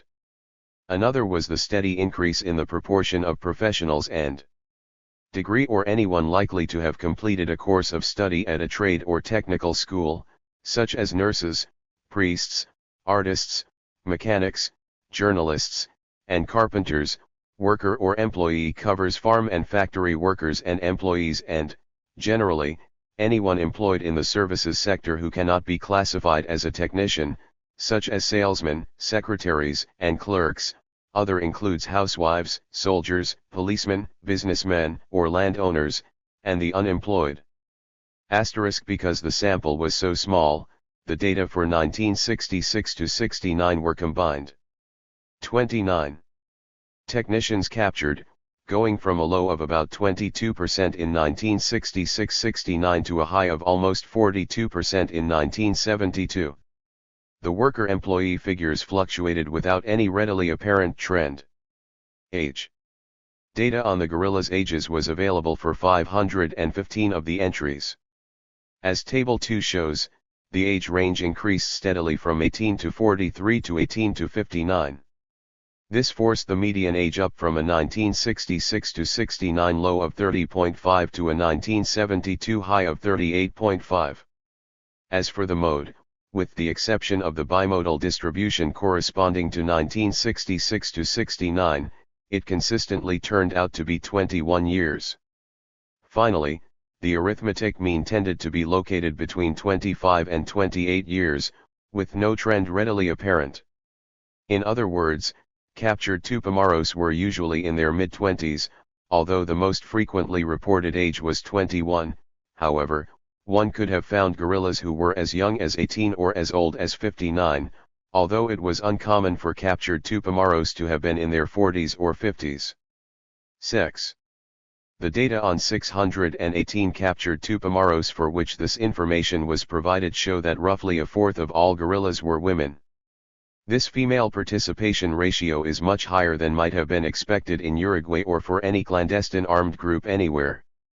Furthermore, as the data are broken down, it is readily apparent that the female participation ratio tended to grow from an original low of about 10%, 1966 to 69, to an average high of over 27%, 1970, 1971, 1972.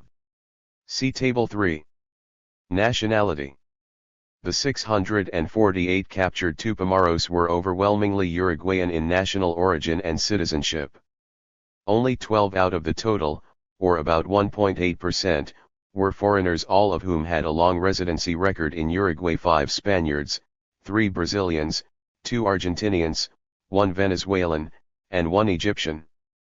For a country such as Uruguay, whose population is about 40% of Spanish descent and is surrounded by Argentina and Brazil, the Spanish or Latin American background of Tupamaros of foreign origin is not at all surprising. If one assumes that the figures on captured Tupamaros do shed some light on the true Tupamaro membership, the conclusions are inescapable. The Tupamaros drew members from a variety of social groups and from a wide range of individual backgrounds. Specifically, they tended overwhelmingly to be Uruguayan, mostly in their 20s. With a considerable female membership, and a high proportion of educated people. The data presented above do not, however, provide information on captured Tupamaro leadership. Unfortunately, they did not originally discriminate between those individuals belonging to the highest decision-making bodies and those participating in the lower ranks of the Tupamaro organization. However, an informal survey of the best-known and most important Tupamaros captured indicates that they tended to be in their 30s, were mostly male, and belonged overwhelmingly to the professional technician group. In addition, they were all of Uruguayan origin. Internal organization. This section deals with the guerrilla's internal structure too. It consisted of different levels of organizational involvement and of specific bodies with distinct purposes and responsibilities. The fundamental operational units of the Tupamaros were the cell, the column, the executive committee, and the national convention. The cell consisted of at least 2 but usually not more than 6 members. Each cell had a leader appointed by a higher body, usually the executive committee. However, whenever cell members so requested, the leader could be removed and the Tupamaro authorities would appoint a new one. Cell members did not know each other's true identity, and they were given nicknames and false identification papers from the very beginning of the recruiting process. Each cell specialized in either commando-type operations or service-type work. The former cells were staffed by combatants, the more experienced, reliable, and dedicated Tupamaros who were in charge of military actions. Usually they worked full-time for the Tupamaro organization, and most of them lived clandestinely. They were to carry out the various supply, propaganda, reprisal, and sabotage activities approved by the leadership of the movement. See Chapter 4. The latter were staffed by activists, who devoted themselves to providing for the basic necessities of combatants. In other words, they obtained meeting places, constructed hideouts, purchased food and clothing, gathered intelligence, provided medical treatment, manufactured explosives, obtained and maintained arms and ammunition, repaired vehicles, and solved transport and communication problems. 32. Each cell, whether commando type or service-oriented, was encouraged and, indeed, found it necessary to establish its own information and propaganda network. In other words, they had to build contacts and to enlist the aid of periphericks and of sympathizers. Periphericks were usually those who worked part-time for the Tupamaro organization and did not live clandestinely. They were responsible for distributing propaganda, contacting sympathizers within the population at large, obtaining new supply sources, recruiting, and developing sources of information and intelligence. Sympathizers were those who, in one way or another, aided the Tupamaros by knowingly supplying inside information, selling them arms, ammunition, chemicals, and other needed raw materials, suggesting potential recruits, and assisting in the provision of medical and legal aid. On the basis of intelligence gathered through the aid of periphericks and sympathizers, cell leaders were in a position to make suggestions to the Tupamaros Executive Committee as to particular tactics to be adopted or individual actions to be undertaken. The activities of every cell were coordinated and supervised by the guerrilla's higher authorities, the Executive Committee. Several cells made up a column, a purely administrative entity that was responsible for and in control of activities in a given geographical area. For instance, Several columns operated in Montevideo, and about 7 more existed in Uruguay's countryside. Tupamaro columns were formed because of tactical advantages such as the division of labor and familiarity with the people among whom and the area within which its actions took place.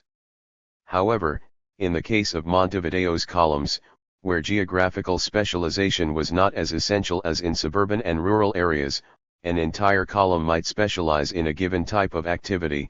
Such was the case of a captured medical column that ran a complete underground medical center.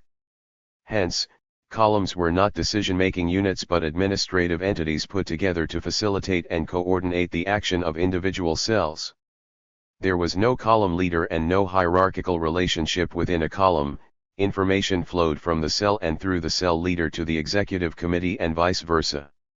In fact, contact among the cells of a given column was permanently minimized according to the principle of compartimentassi 6 on, compartmentalization, which prohibited the supplying of information to any single Tupamaro member beyond what was necessary for him to be operational.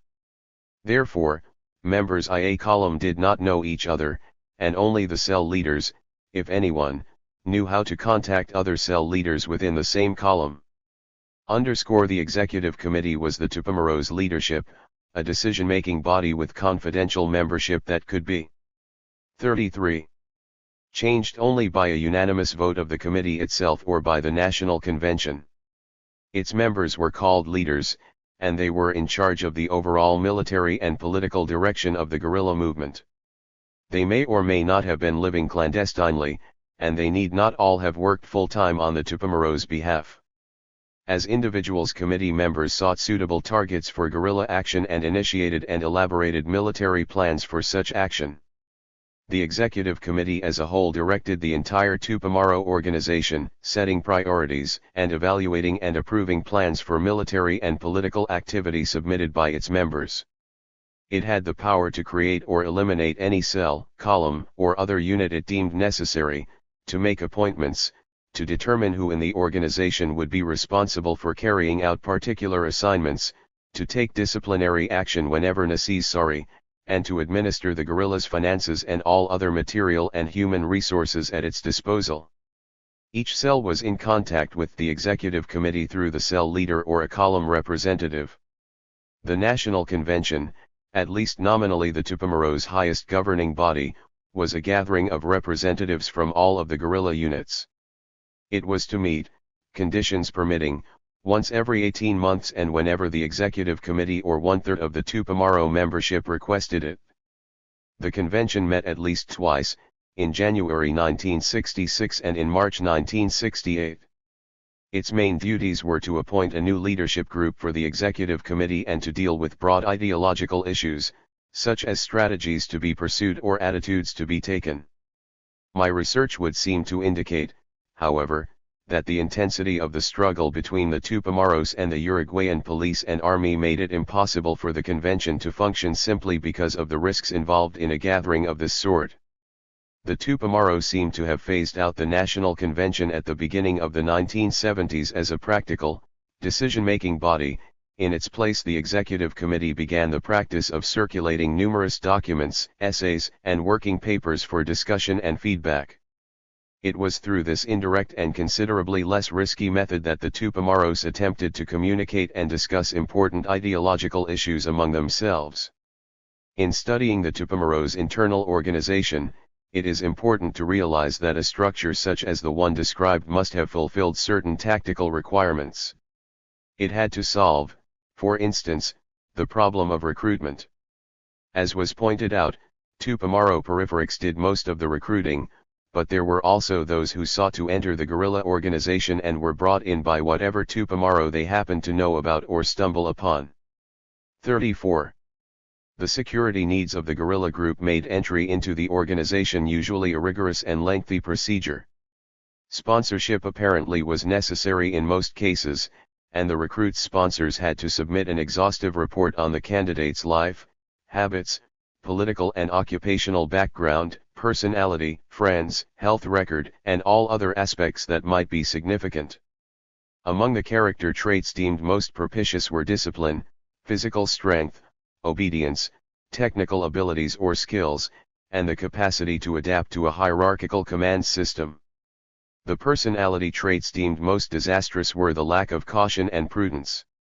As was noted in a Tupamaro instruction sheet written for recruits, remember that your worst enemies are boasting, the lack of discretion, the lack of discipline, and gossiping. Don't ask, don't tell, and don't let anyone talk you into anything. 3. Or, as it was put in another document, if you are not discreet and feel swayed to talk about what you do, then all your other qualities become worthless. For after the necessary security clearance had taken place, the recruit was usually assigned to work as an activist, that is, doing service work in such areas as intelligence gathering, repairs, and communications. Meanwhile, he or she underwent a rigorous training program that centered on the acquisition of paramilitary skills. From then on, each new Tupamaro was given the opportunity for increasing participation in activities that carried greater responsibility and greater risk. The Tupamaros who were full-time members or who had to live clandestinely seemed to live quite ascetically. Captured hideouts reveal great physical sacrifice in terms of lack of comfort and absence of leisure and private life. However, food, clothing, and medical attention appeared adequate. Each Tupamaro who lived in hiding received a cash allowance according to need rather than rank. Discipline was very strict for the sake of both survival and efficiency. The Tupamaro's internal structure had also to fulfill the essential security requirements of any clandestine organization. As was pointed out, the principle of compartmentalization, the internal censorship of all information except what is necessary for the individual guerrilla to carry out his work, was applied throughout the Tupamaro organizational structure. Like other armed groups elsewhere, the Tupamaros had to defend themselves from infiltration attempts and the possibility that captured guerrillas would provide or be forced to provide the legal authorities with information that would make it possible for other Tupamaro militants to be arrested. Known examples of compartmentalization are that Tupamaro members did not know each other's true identity, that communication among guerrillas from different cells was minimized to include only those topics concerning the task to be done, and that when a group of guerrillas 35 was moved from one hideout to another, they were many times taken blindfolded. But compartmentalization had also its disadvantages. For instance, it demanded great obedience and promoted such a degree of interdependence that every guerrilla felt that he or she was only a small part of the giant Tupamaro machine. It reminds one of a group of people each of whom holds a single piece of a puzzle. No one can get anywhere without everybody else's cooperation. Since many daily or routine tasks were undertaken by a single Tupamaro cell, compartmentalization did give each guerrilla the opportunity to plan jointly with his or her fellow cell members, but it did not give him or her the power to decide which mission to carry out or what target to hit. When several cells came into contact for a specific tactical operation, especially the more notorious and famous ones, compartmentalization could have been, and sometimes was, a great hindrance if plans went awry, since the guerrillas from different cells did not know each other, and even the cell leaders might not have known each other. It was difficult to re-establish order and determine who the commanding officers were. 6 Also, compartmentalization seemed to work much better at the bottom than at the top of the organizational scale. It proved to be a very effective way of guarding against informers and infiltrators at the bottom of the ranks. If, for instance, the authorities captured either an entire Tupamaro cell or individuals from different cells, compartmentalization made it almost impossible for the police or army to go any further. On the other hand, if upon capturing a cell leader or, say, 3 out of 5 members of a single cell, the authorities moved quickly enough, it was probable that the entire cell would be caught. Moving up the Tupamaro's internal structure, however, compartmentalization seemed to be increasingly less effective. For example, should more than one leader be captured or turn out to be an informer, it became possible for the security forces to begin to weave information together. But, of course, Tupamaro leaders were less likely to give any kind of useful information even under severe and prolonged interrogation. In summary, then, the Tupamaros had built an organizational structure such that at least 3 fundamental objectives of a clandestine, armed social movement were simultaneously attained. 1. A structure that allowed for continuous and efficient military action through the use of a hierarchical command system and specialization according to both skill and the degree of organizational involvement. 2. A structure that was built so as to ensure the guerrilla's physical survival through the application of the principle of compartmentalization. 3. A structure that was geared to providing a steady flow of fresh recruits so as to guarantee the Tupamaros' endurance. 36. Conclusions. A study of almost 650 captured Tupamaros over the period December 1966 to June 1972 shows that the guerrillas were almost without exception Uruguayans. Although there was a steady increase, up to 42% of the total, in the number of highly educated people, professionals and technicians, there was a large, but rapidly falling, number of students along with a more or less steady share of workers and employees, about 1/3 of the total. Most guerrillas were in their 20s, but many age groups were represented. At least a fourth of the guerrillas were women. The Tupamaros were well organized, with a hierarchical command structure that established many degrees of organizational involvement. They combined the organizational rigidity and secrecy necessary to ensure the movement's clandestineness with an apparent flexibility that recognized varying talent, experience, and commitment by allowing for an elaborate division of labor and involvement of individuals through both full-time and part-time work. Chapter. Tactics. Tactics are those methods that translate broad strategic objectives into specific actions. They are dictated by, and must be in accordance with, the social movement's strategic scheme and its ideological tenets. Just as strategies are the means to attain the ideology's objectives, tactics are the means to secure a strategic success. In the specific case of the Tupamaro guerrillas, tactics played a double strategic function. First, they sought to discredit, weaken, and, eventually, destroy both the monopoly of the use of force and the claims to legitimacy of the Uruguayan government. Second, they were to increase the power base of the movement and the credibility of its own claims to authority and legitimacy. Certainly every social movement wishes to grow and to weaken its ideological enemy. But these latter and rather general tactical goals became a subset of the two strategic functions just mentioned. What were, then, the tactics employed by the Tupamaros in a manner such that their strategic requirements would be fulfilled?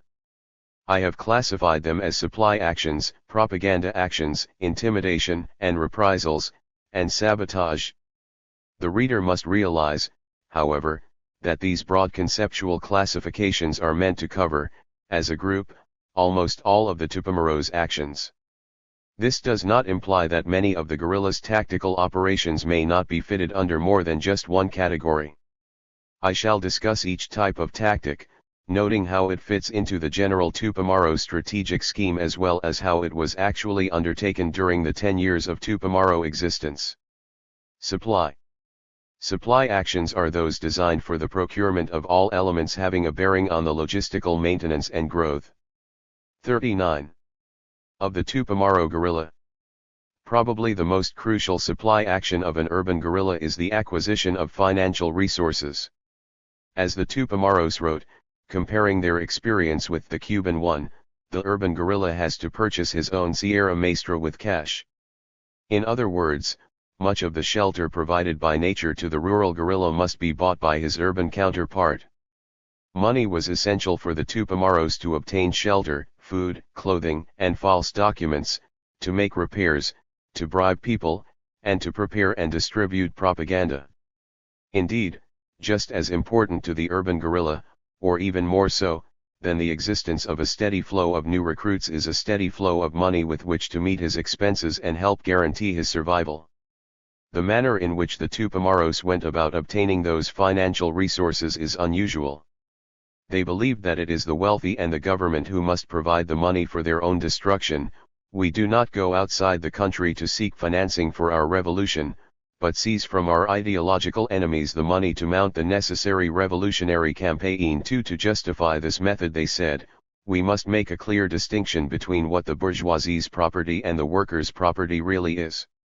The former is, beyond doubt, the outcome of workers' exploitation, the latter is the result of work and individual effort.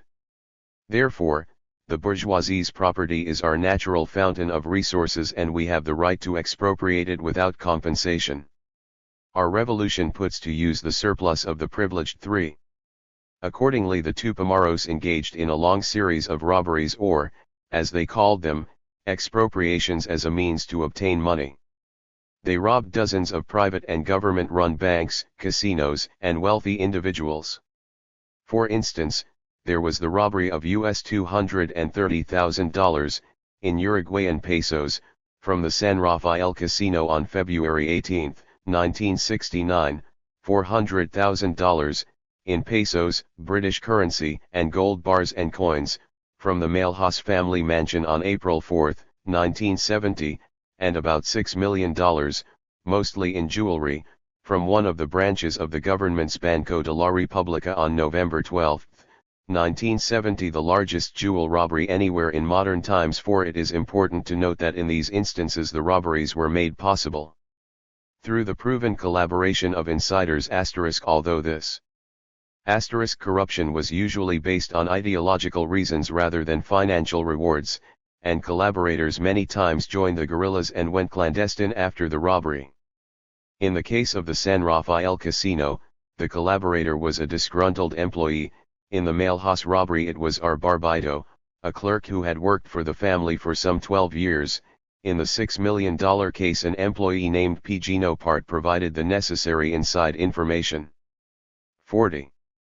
Does not appear to be the case in the majority of their bank robberies. It was true of the more spectacular and financially rewarding ones. In most cases each robbery entailed a complex guerrilla operation that included the temporary kidnapping of bank officials and or the extensive use of disguise. The preferred tactic was not based on a massive show of force but, rather, on confusing bank officials and personnel with various disguises, such as posing as policemen, repairmen, and the like, and abducting only those who had keys to and knew the combination of the bank's vault. Another important supply action was the acquisition of arms, ammunition, and explosives. The Tupamaros obtained these both by purchasing and by stealing them. Arms and ammunition were usually stolen from private collectors and gun shops, although there is one well-known instance of the Tupamaros robbing a Uruguayan Navy garrison of some 450 guns together with an appropriate supply of ammunition. Registered explosives were frequently stolen from construction and demolition companies. Chemicals were stolen from chemical and pharmaceutical manufacturing plants. The purchase of arms and ammunition took place in Uruguay itself and also in neighboring Argentina and Brazil. In the latter case the Tupamaros managed to smuggle them across Uruguay's rather poorly guarded borders. It is worth noting here that no evidence has been found that the Tupamaros ever received either money or arms from other countries or from social movements abroad. This fact is in accord with the Tupamaros' own philosophy regarding the source of supplies for their guerrilla struggle. The Tupamaros also engaged in the tactic of freeing imprisoned guerrillas, something considered here as another type of supply action. They succeeded in rescuing almost 180 Tupamaros from prison, particularly captured leaders. There were 4 mass jailbreaks, 13 guerrillas from the women's prison on March 9, 1970, 38 from the same prison on July 20, 1971, 106 from the maximum security Punta Carretas prison on September 6, 1971, and 15 from the same prison on April 12, 1972.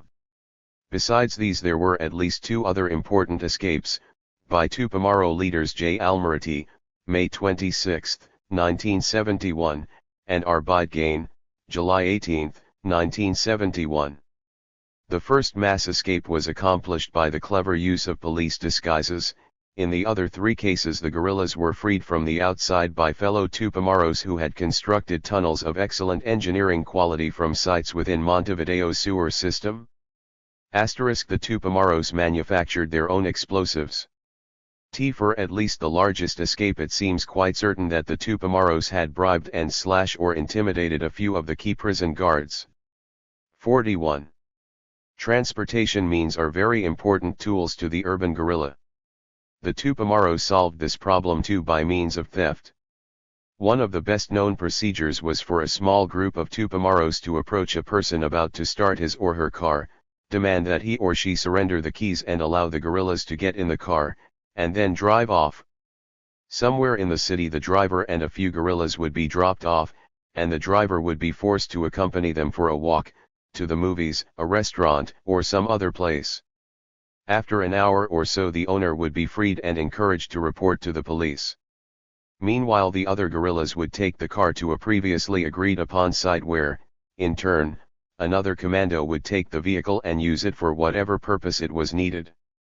The commando would then abandon it and, if need be, pick up another car that would have been delivered for the occasion. The entire operation would take little time, and few cars were held for more than a few hours. Another standard procedure was for a group of Tupamaros to storm a garage or parking lot, especially during the night, abducting the attendant for a short time and then driving off with several vehicles. To survive and operate effectively, the urban guerrilla needs a large and steady flow of intelligence and information. The Tupamaros solved this problem by stealing or otherwise obtaining through bribes or intimidation the facts necessary for them to plan and execute their actions. For instance, they secured a complete collection of detailed military maps and aerial photographs of all of Uruguay and its cities, maps of Montevideo's sewer network and electricity and telephone cables, and diagrams of government buildings. They also updated these collections through field research of their own. More long-term intelligence gathering networks and propaganda outlets were in existence thanks to the establishment of committees in support of the Tupamaros, C.A.Ts, in many business firms and government agencies. Among other functions, these underground committees served as channels through which Tupamaros sympathizers and collaborators could transmit information and intelligence to the guerrillas' leadership. However, much information was gathered ad hoc, after the target for guerrilla action had been determined. If, for example, a gun shop was to be robbed, the necessary information and intelligence were collected a few weeks or days in advance. As for other necessary supplies for the Tupamaros to maintain and expand their guerrilla operations, such as food, shelter, clothing, and medicine, these were usually purchased by the guerrillas. However, there were several instances of the Tupamaros stealing medicine from drugstores, police and army uniforms from the security forces' own tailor shops, and identity cards and other official. 42. Documents from the government's own document issuing centers and printing offices. Propaganda. Propaganda actions are tactical operations meant to publicize the existence, ideology, and power of the guerrillas, to persuade the masses that they present a credible threat to the security forces in particular and to the government and power elite in general, and finally to convince the population at large that the guerrillas' ideology is an attractive one and should therefore be welcome. There were many ways in which the Tupamaros made sure that their movement and ideas became known throughout Uruguay. During 1968–69, the guerrillas sent letters and communiques and also granted interviews to the mass media. But when the government convinced itself that all this free advertising for the Tupamaros should not continue, strict censorship was imposed on news of guerrilla actions and on the publication of their communiques. The Tupamaros were then forced to develop their own media as well as to find ways in which to make government press censorship ineffective. They began printing and circulating communiques by the thousands, distributing them in public places, affixing them on bulletin boards, and mailing them to homes and offices. They also started the practice of taking over cinemas, factories, and other businesses in order to hand out their communiques and deliver harangues to the shocked but captive audiences. They also stormed radio stations during prime time and, after subduing the staff, would broadcast their own communiques and news bulletins. The Tupamaros also engaged in tactics that were meant both to publicize the group's existence and to demonstrate its power. Political kidnapping was one such tactic. Among its victims were government officials, businessmen, landowners, and foreign diplomats. Outstanding examples are the Tupamaros' interruption of the transmission of a soccer match, May 15, 1969, and the broadcast on an FM station that was providing background music for all of Montevideo's department stores, May 24, 1969. They include U. Pereira Reverbal, 1968 and 1971-72, head of the State Telephone and Electricity Corporation and a close friend of the then-President Jorge Pacheco. G. Pellegrini Pietro, 1969, a banker and newspaper owner. D. Pereira Mainoli, 1970, the judge most often involved in the prosecution of captured Tupamaros. D. A. Mitrian, 1970, an agency for international development security. 43. Iatit kidnap victims were held up to 14 months in the Tupamaros PLE's jail, which consisted of small cells constructed underneath basements or in other underground locations. Ransom was sometimes demanded and obtained, but a Tupamaro kidnapping was usually meant to be a show of force and a publicity stunt. People abducted were those whom the Tupamaros ideology identified as enemies, members of Uruguay's oligarchy, or those representing foreign nations accused of exercising a neocolonial influence. The choice of specific individuals to be kidnapped was a function of such wrongdoings as suspected corruption, alleged torture of jailed guerrillas, or accusations of behavior detrimental to the well-being of workers. Potential good bargaining pieces were also picked, as was the case during July-August 1970, when the Tupamaros kidnapped several foreign officials so as to force the Uruguayan government to free its imprisoned guerrillas. Since the Uruguayan authorities did not accept the guerrillas' demands, after that incident most abductions were meant either to influence labor disputes or to deliver revenge. The Tupamaros were no exception to the pattern set by guerrillas in many countries, in that kidnapping was seen as a means of political blackmail. One journalist has evaluated kidnapping by the Tupamaros in the following perceptive statement: it was used as a bloodless way of eliminating individual enemies and exposing the government's soft spots, as a terrorist weapon calculated to excite maximal fear and confusion amongst those close to the presidential palace, and minimal horror among the public in general. There were other propaganda actions besides kidnapping that were meant to discredit government authorities and the security forces. Probably the most famous such action was the breaking into. Expert and advisor to the Uruguayan police, C.L. Fly, 1970-71, a U.S. oil expert working for the Uruguayan government, G.J. Jackson, 1971, ambassador of the United Kingdom to Uruguay, G. Barreau, 1971, Uruguay's Attorney General, Arfairs, 1971-72, a wealthy industrialist and conglomerate owner, C. Frick Davies, 1971-72, landowner and former Minister of Agriculture who had been forced to resign, but was not prosecuted, following a major financial scandal, J. Barimbaugh, 1971, and Young. Owner of a large textile business, H. Farina, 1972, newspaper editor and president of the State Water Company, Ann Bardisio, 1972, a police photographer who had evidence of illegal activities by Montevideo's police department and the Minister of the Interior, and H. G. Ruiz, 1972, president of Uruguay's House of Representatives.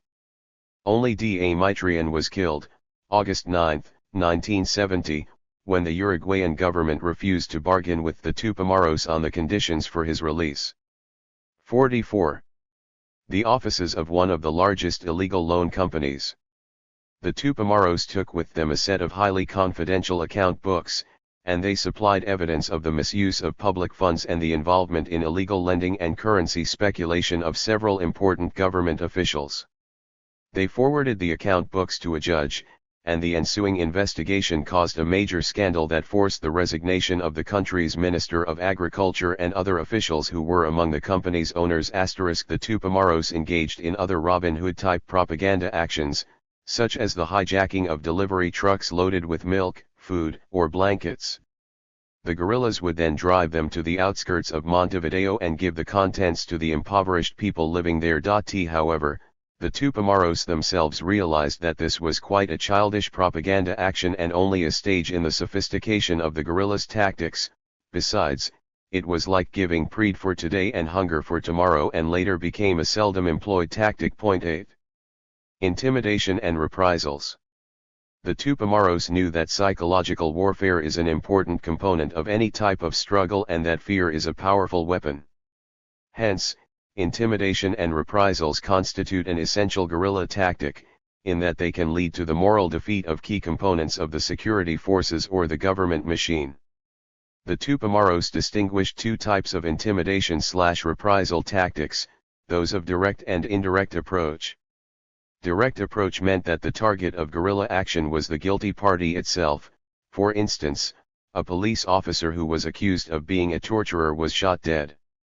Indirect approach meant that people related to the guilty party were punished precisely because of their association with the company was the financiera Monte, and the Tupamaros robbery took place on February 14, 1969.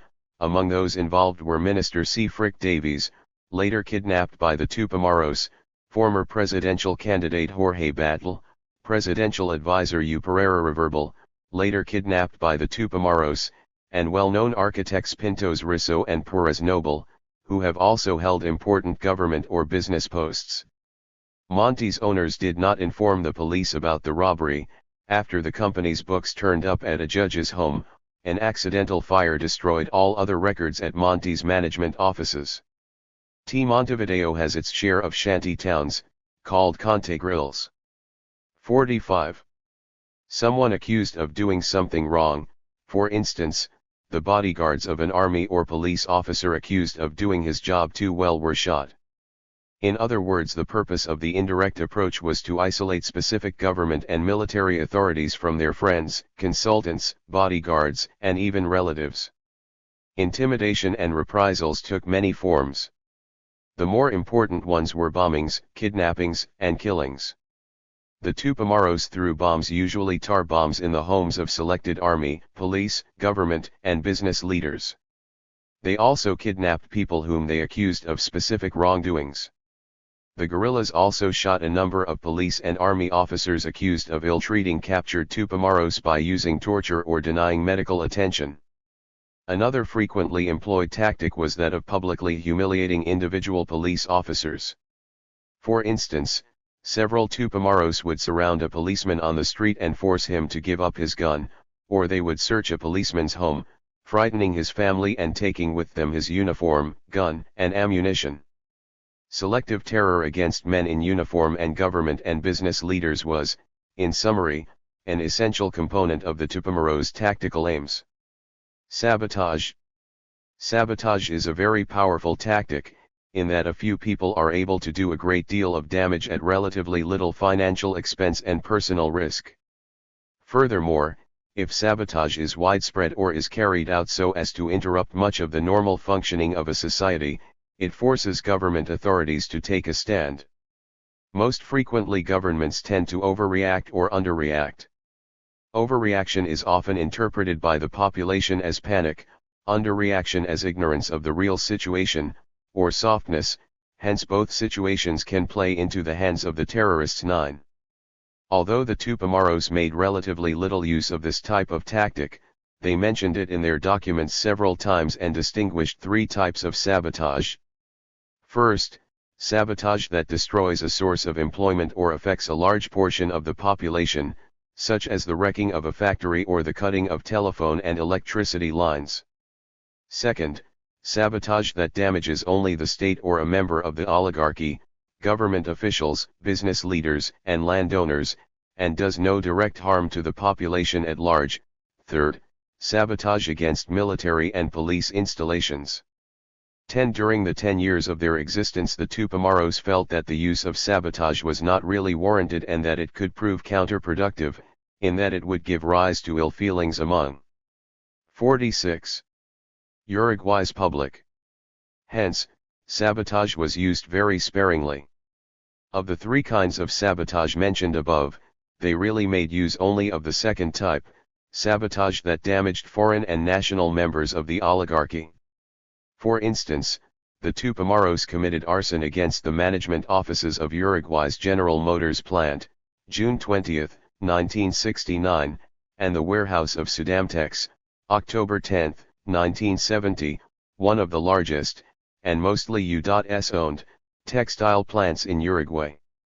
These fires caused damage estimated at over $1 million each, but, supposedly, they did not directly affect or politically alienate the workers involved, since the factories themselves were purposely undamaged.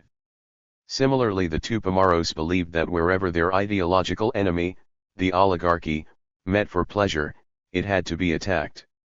Hence, the guerrillas partially or wholly destroyed such places as Uruguay's only bowling club, October 6, 1970, Montevideo's golf club, and several fashionable and expensive nightclubs. Indeed, the Tupamaros asserted that urban guerrillas must make full use of the fact that they can hit almost any target they wish. Our enemy must spread itself thin, trying to guard thousands of potential targets. The representatives of the existing regime have to turn to living almost an underground life, restricting their movement, being constantly protected by bodyguards even in their own homes. 11. Conclusions. Social movements conceive of tactics as means to ensure the group's survival and as instruments to pursue their ideological objectives. As such, tactics are generally expected to be in accord with the movement's strategies. Yet even though tactics are constrained by a strategic order, they permit choices in the targets to be hit as well as possibilities for ingenuity and innovation in the manner in which those targets are struck. To what extent were the Tupamaros careful to follow their strategic scheme and ideological objectives? As previously noted, those tactics should have been designed to implement the movement's military and political strategies, with the guiding principle being seizure of power in Uruguay. As was to be expected, many of the tactics were conceived to allow for growth of the Tupamaro movement and for an increase in its power base. Others were to widen the movement's claims to legitimacy and authority. Finally, many others were to weaken and destroy the government's monopolistic use of force and coercion. In general, the evaluation of the manner in which those tactics were actually applied seems to indicate a close parallel between the Tupamaros' tactical operations and their strategic scheme. Their ideology called for a violent struggle. 47. Aimed directly at the country's oligarchy, the representatives of foreign neocolonial influence, and government forces in general. Tupamaro tactics did reflect this. They were undertaken with great marksmanship, avoided the use of indiscriminate violence, and concentrated on delivering one individualized blow after another. The victims of Tupamaro tactical operations were indeed the country's government officials, police and armed forces, businessmen and landowners, bankers and diplomats from the United States, the United Kingdom, and Brazil. Moreover, Tupamaro tactics became well known both in Uruguay and abroad for their avoidance of extensive terrorism, their ingenuity and innovative character, and a display of sophistication previously unknown in urban guerrilla warfare. Chapter 2. The Government versus the Tupamaros. Thus far, this study has centered on an analysis of the Tupamaro movement itself, while neglecting the obvious interactions that took place between the guerrillas and the government of Uruguay. It is now time to turn to an examination of the way in which the country's police, armed forces, and various branches of its government reacted to and tried to deal with the growth of the Tupamaro movement. Specifically, I intend to point out the extent of various legal and coercive measures adopted by Uruguay's executive branch and the nation's security forces over the 1962–72 period. In so doing, I seek mainly to document and inform rather than to assess the actions and efforts of the government of Uruguay in attempting to contain and eliminate the Tupamaro guerrillas.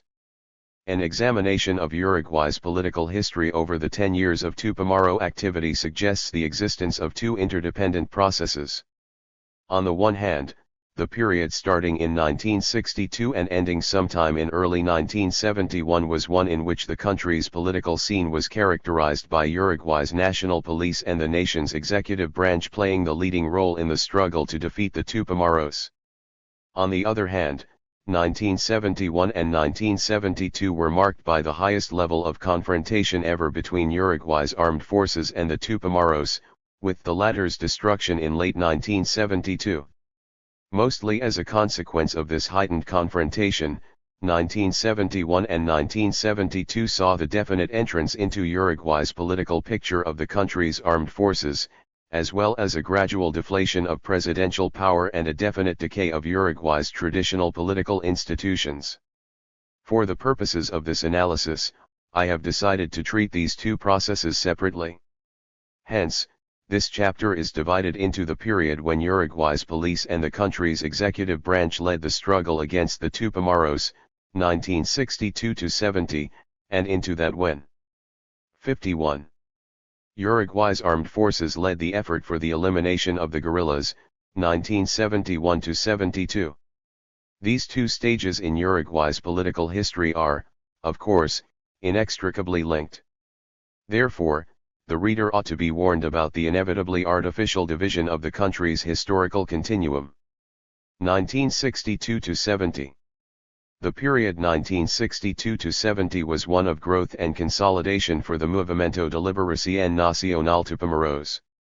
As has been pointed out, the movement was formally established sometime at the beginning of 1962 by a small group of Montevideo intellectuals, peasants from the country's northern areas, labor union organizers, and friends of leader Raúl Sendic.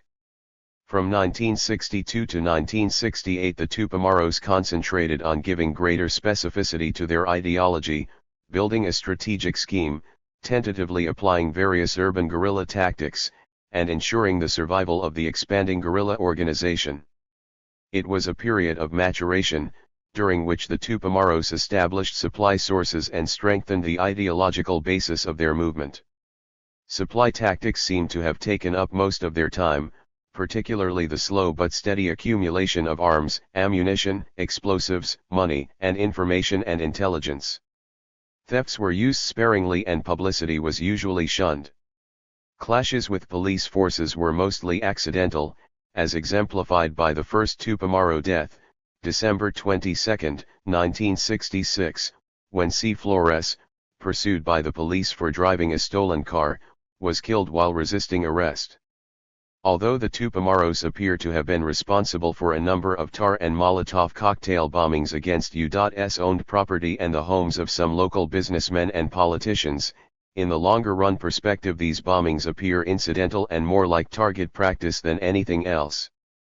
During 1969 and 1970, however, the Tupamaros began applying the full range of guerrilla tactics in accordance with their strategic scheme. Robberies of money and arms became a monthly and then a weekly event, political kidnapping was launched and repeatedly applied, propaganda actions were initiated and continued until, by the end of 1969, the existence of the urban guerrilla organization could escape no one and Tupamaro became a household word. The confrontation was on, and month by month it became increasingly violent and severe. By mid-1970 the Tupamaros were known internationally not only because of their daring, innovative, and successful actions but also because of their abducting two American officials and a Brazilian diplomat. 52. The structure of Uruguayan society began to shake, and the power and authority of the country's government were clearly being challenged. How did it attempt to cope with the attack that was being launched by ideological enemies? During 1962-70 Uruguay's government relied on the country's police forces and on presidential decrees in an attempt to curb the Tupamaros' activities. The National Police. In 1970 Uruguay's national police numbered about 17,000 men, 40% of whom were assigned to urban areas. About 3,500 men, or over 20% of the total force, were assigned to and stationed in Montevideo, the capital city and the center of Tupamaro activity. 1 The National Police has 6 branches or directorates, which are supervised by the Ministry of Interior, which is mainly responsible for domestic law enforcement.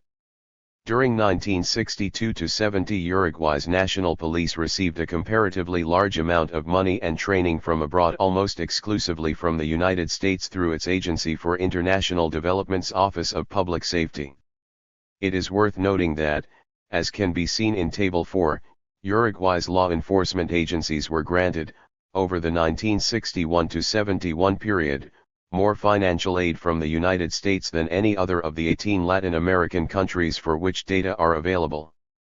These funds were used to assist in the purchase of modern transportation vehicles, to improve communication facilities, patrol capabilities, investigative procedures, and riot control, to hire U.S. public safety technicians and consultants, and to train Uruguayan police officers.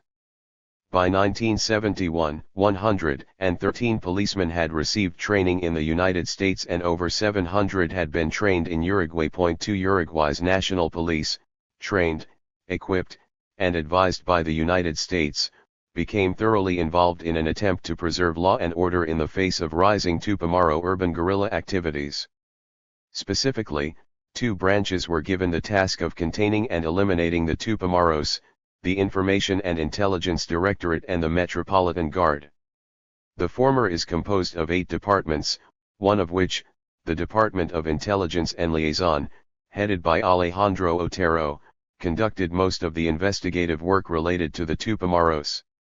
Mr. Otero became well known throughout Montevideo as one of the very few police officers who from the very beginning took the Tupamaros seriously, studied and understood their ideology, respected Tupamaro prisoners and never ill-treated them, and was always careful to undertake the necessary Sherlock Holmes-type investigation and laboratory work.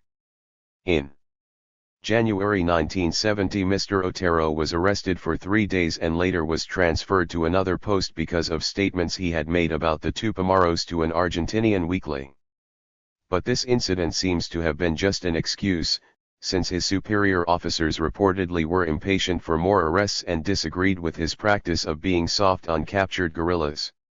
On the other hand, Mr. Otero was supposedly upset by his superiors' lack of support for detailed and patient police laboratory work as well as by the introduction and extensive application of torture by fellow police detectives and American police advisor Dan A. Mitrian. 4 Once Mr. Otero left the Department of Intelligence and Liaison and his methods were abandoned, it would seem that Montevideo's police lost most chances of defeating the Tupamaro guerrillas. The Metropolitan Guard is a paramilitary organization headed by Army officers and intended to be an elite police corps. Its members have all met strict physical requirements, height, build, appearance, and have had special training in the use of machine guns and gas weapons to control riots and mass gatherings. Whenever an arrest was to be made or a clash between police and the guerrillas took place, the Metropolitan Guard was called in. The Tupamaros intensely disliked the Guard and repeatedly accused it of killing guerrillas who had surrendered, ill-treating captured guerrillas on the way to police headquarters, and torturing Tupamaros being questioned.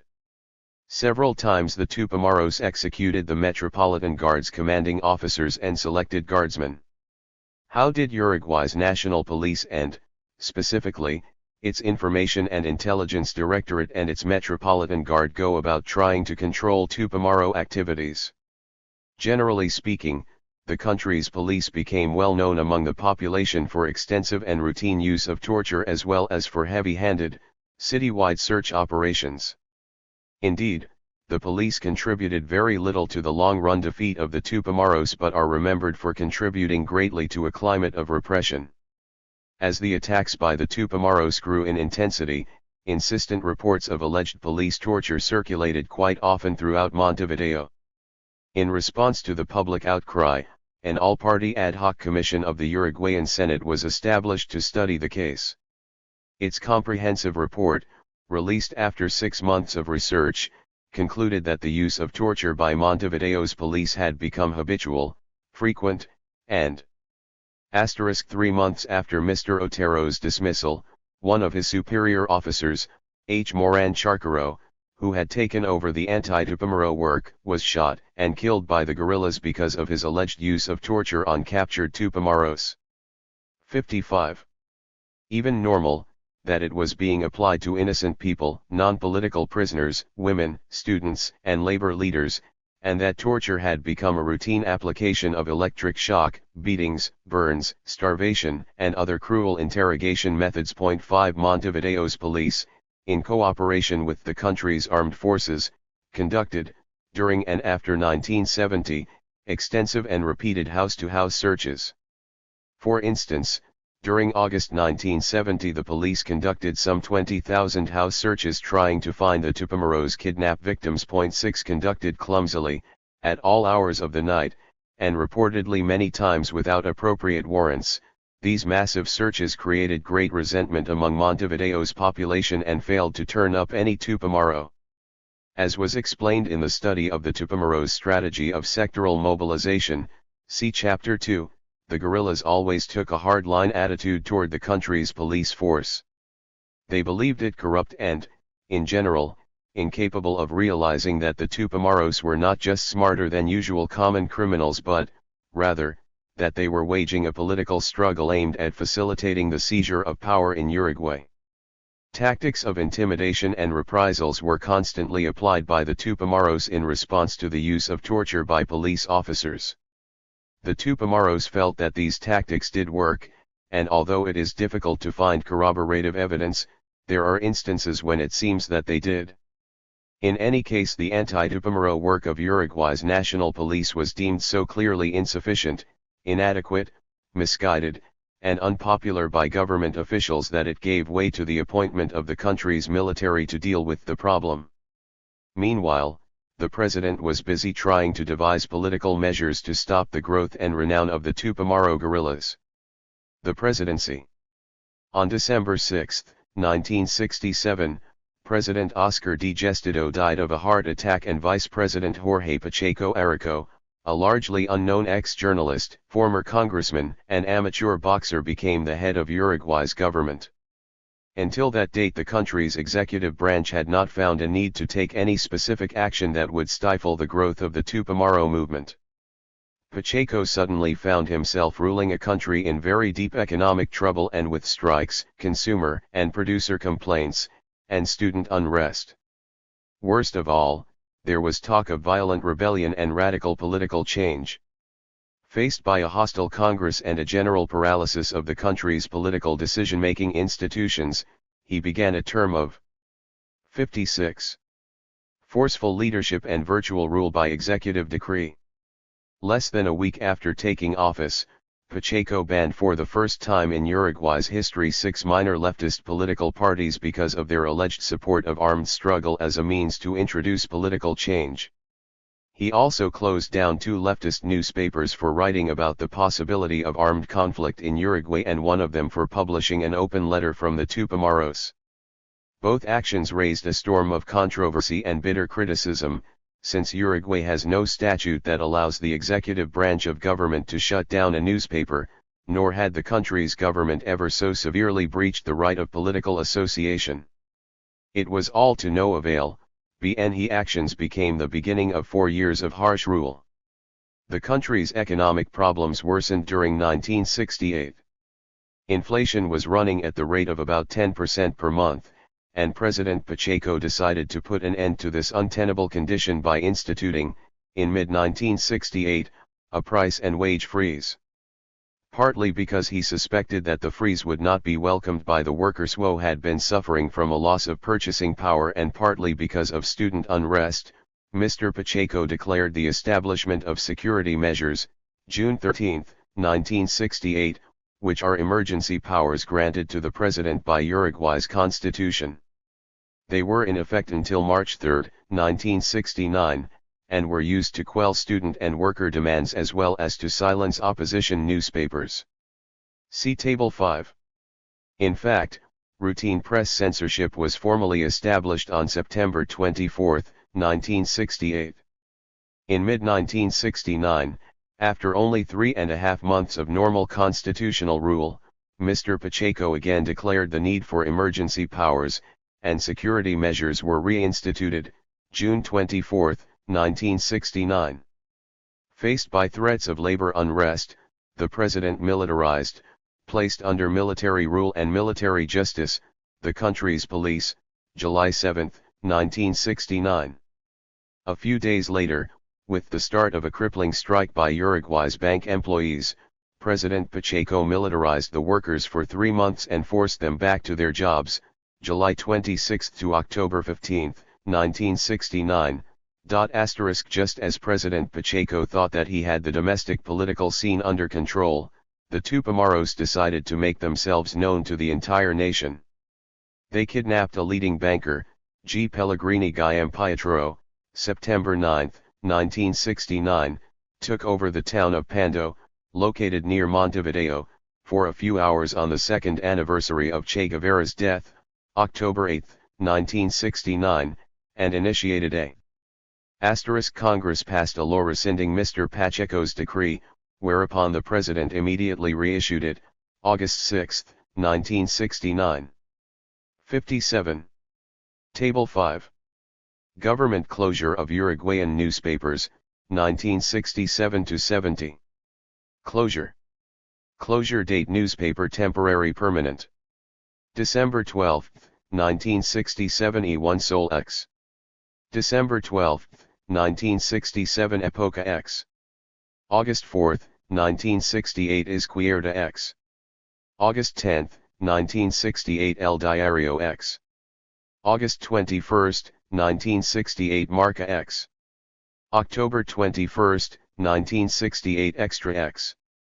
October 21, 1968 El Popular X. November 11, 1968 Extra XX.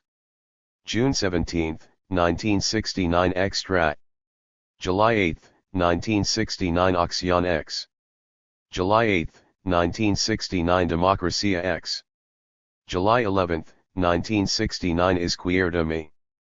July 17, 1969 Los Principios X.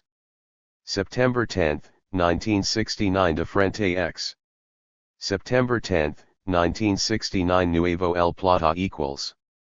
October 11, 1969 De Frente X. October 11, 1969 Marca X. October 24, 1969 Marca equals. February 13, 19 feet 70 inches El Popular X. February 13, 1970 De Frente X. February 16, 1970 BP Color B8. April 13, 1970 De Frente A. May 22, 1970 Ya. X. June 25, 1970 El Popular X. June 25, 1970 El Debate X. July 25, 1970 El Popular X. July 29, 1970 Universal X. July 30, 1970 El Rojo Vivo X. For this closure was nullified by the General Assembly, July 8, 1969. But the order was ignored by the executive branch. BA radio station. Source, prepared by the author from his study of newspaper accounts. 58. Number of other actions. The president ordered massive house-to-house searches and cracked down on Uruguay's already censored press with the determination of literally eliminating the word Tupamaro from people's minds. To that end he forbade the press to use words such as cell, commando, terrorist, extremist, subversive, political or ideological delinquent and, of course, Tupamaro, November 30, 1969. Uruguay's newspapers started to refer to the guerrillas as the Nameless Ones.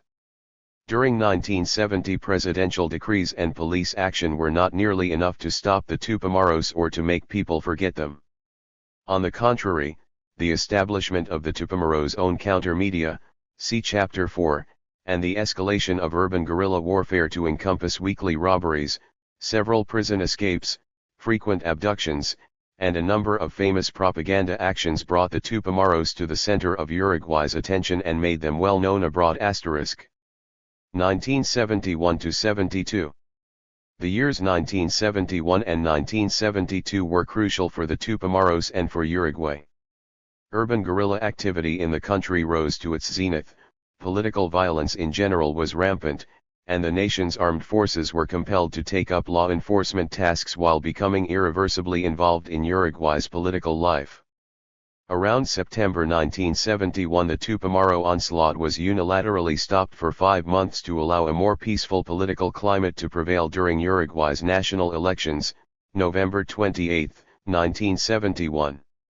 Meanwhile, the armed forces began preparing for the post-election showdown that they suspected would take place between them and the guerrillas. The government's security measures, a quasi-state of siege, continued, and the elections took place amid press censorship and other restrictions of political freedom. Although documented charges of electoral fraud went unanswered, Mr. Pacheco passed the country's presidency on to his hand-picked successor, Juan M. Bordaberry. Two other presidential actions are worth noting. First, Congress's Permanent Commission, which legislates during the summer months of recess, lifted the president's emergency powers, March 5, 1970, but the order was ignored by Mr. Pacheco, in clear breach of the country's constitution. Second, Congress agreed to the president's request to cancel individual liberties for 20 days following the execution by the Tupamaros of kidnap victim Dan A. Mitrian, August 10 to August 30, 1970. 59. Who had won by a small margin. A little over a month after Mr. Bordaberry's inauguration, the Tupamaros launched what turned out to be their last military attack. This was met by the government's declaration of a state of internal war, under which individual liberties were cancelled and the armed forces were free to launch a sustained and definitive anti-Tupamaro campaign. By the end of 1972, the Tupamaro organization as such had been virtually destroyed. For the Tupamaros, 1971 began with the abduction of British Ambassador G. Jackson, January 8, 1971, and was followed by 5 other kidnappings, dozens of substantial robberies, and many other actions. By May of that year, London's The Economist was editorializing that Uruguay's urban guerrillas, the Tupamaros, can no longer be shrugged off as a gang of romantic conspirators, out of touch with the people. In Montevideo, the capital of Uruguay, they are running what is virtually a parallel government, and the country is facing the threat of an armed takeover of Power 9. Indeed, the guerrillas had been able to set up a system of power duality and thus pursue all of their military strategies simultaneously. In the political realm, they continued applying their strategies of aggregate and sectoral mobilization. See Chapter 2. After the escape of over 100 Tupamaros from the country's maximum security prison, September 6, 1971, the guerrillas declared a unilateral ceasefire so that the nation's elections could take place in relative calm. They reasserted that elections could not bring about the revolutionary changes that their ideology had set forth. Nonetheless, they expressed the hope that the government would not postpone the elections, and they welcomed the merging of liberal leftist political forces. During 1971, however, violence erupted throughout Uruguayan society in many other forms. First, several smaller urban guerrilla groups had come into existence: Fuerzas Armadas Revolucionarias Orientales, FARO, and Organización Popular Revolucionaria 33, O.P.R33. They were sometimes formed by ex-Tupamaros who disagreed with the movement's ideological objectives or with its strategies, and among the dissidents were anarchists, Maoists, and those belonging to other shades of the political left. These smaller organizations were also responsible for a share of the lawlessness in the country, and each could boast a number of robberies and even some kidnappings of its own *. O.P.R33 abducted 4 prominent businessmen who had had disputes with their labor unions or were holding out against labor demands: A. Camban, 1971, L. Lade, 1971, J. Pereira Gonzalez, 1971, and S. H. Moliguero, 1972. 60. Second, violence was also carried out by certain extreme right groups that were most active during 1971 and had flourished in opposition to the Tupamaros, particularly Juventud Uruguaya de Paz, JUP, and Comando Casa Tupamaros, Tupamaro Hunting Commando. These groups were allegedly established with the support and encouragement of the Ministry of Interior and various law enforcement officials. JUP, for instance, became well known for its disturbances in Montevideo high schools, where its members would battle and slash or beat leftist teenagers suspected of collaborating with the Tupamaros. The situation reached epidemic proportions. For example, by June 1, 1971, fully 11 out of 30 Montevideo high schools were closed because of violent disturbances between rightist and leftist students or between them and outsiders.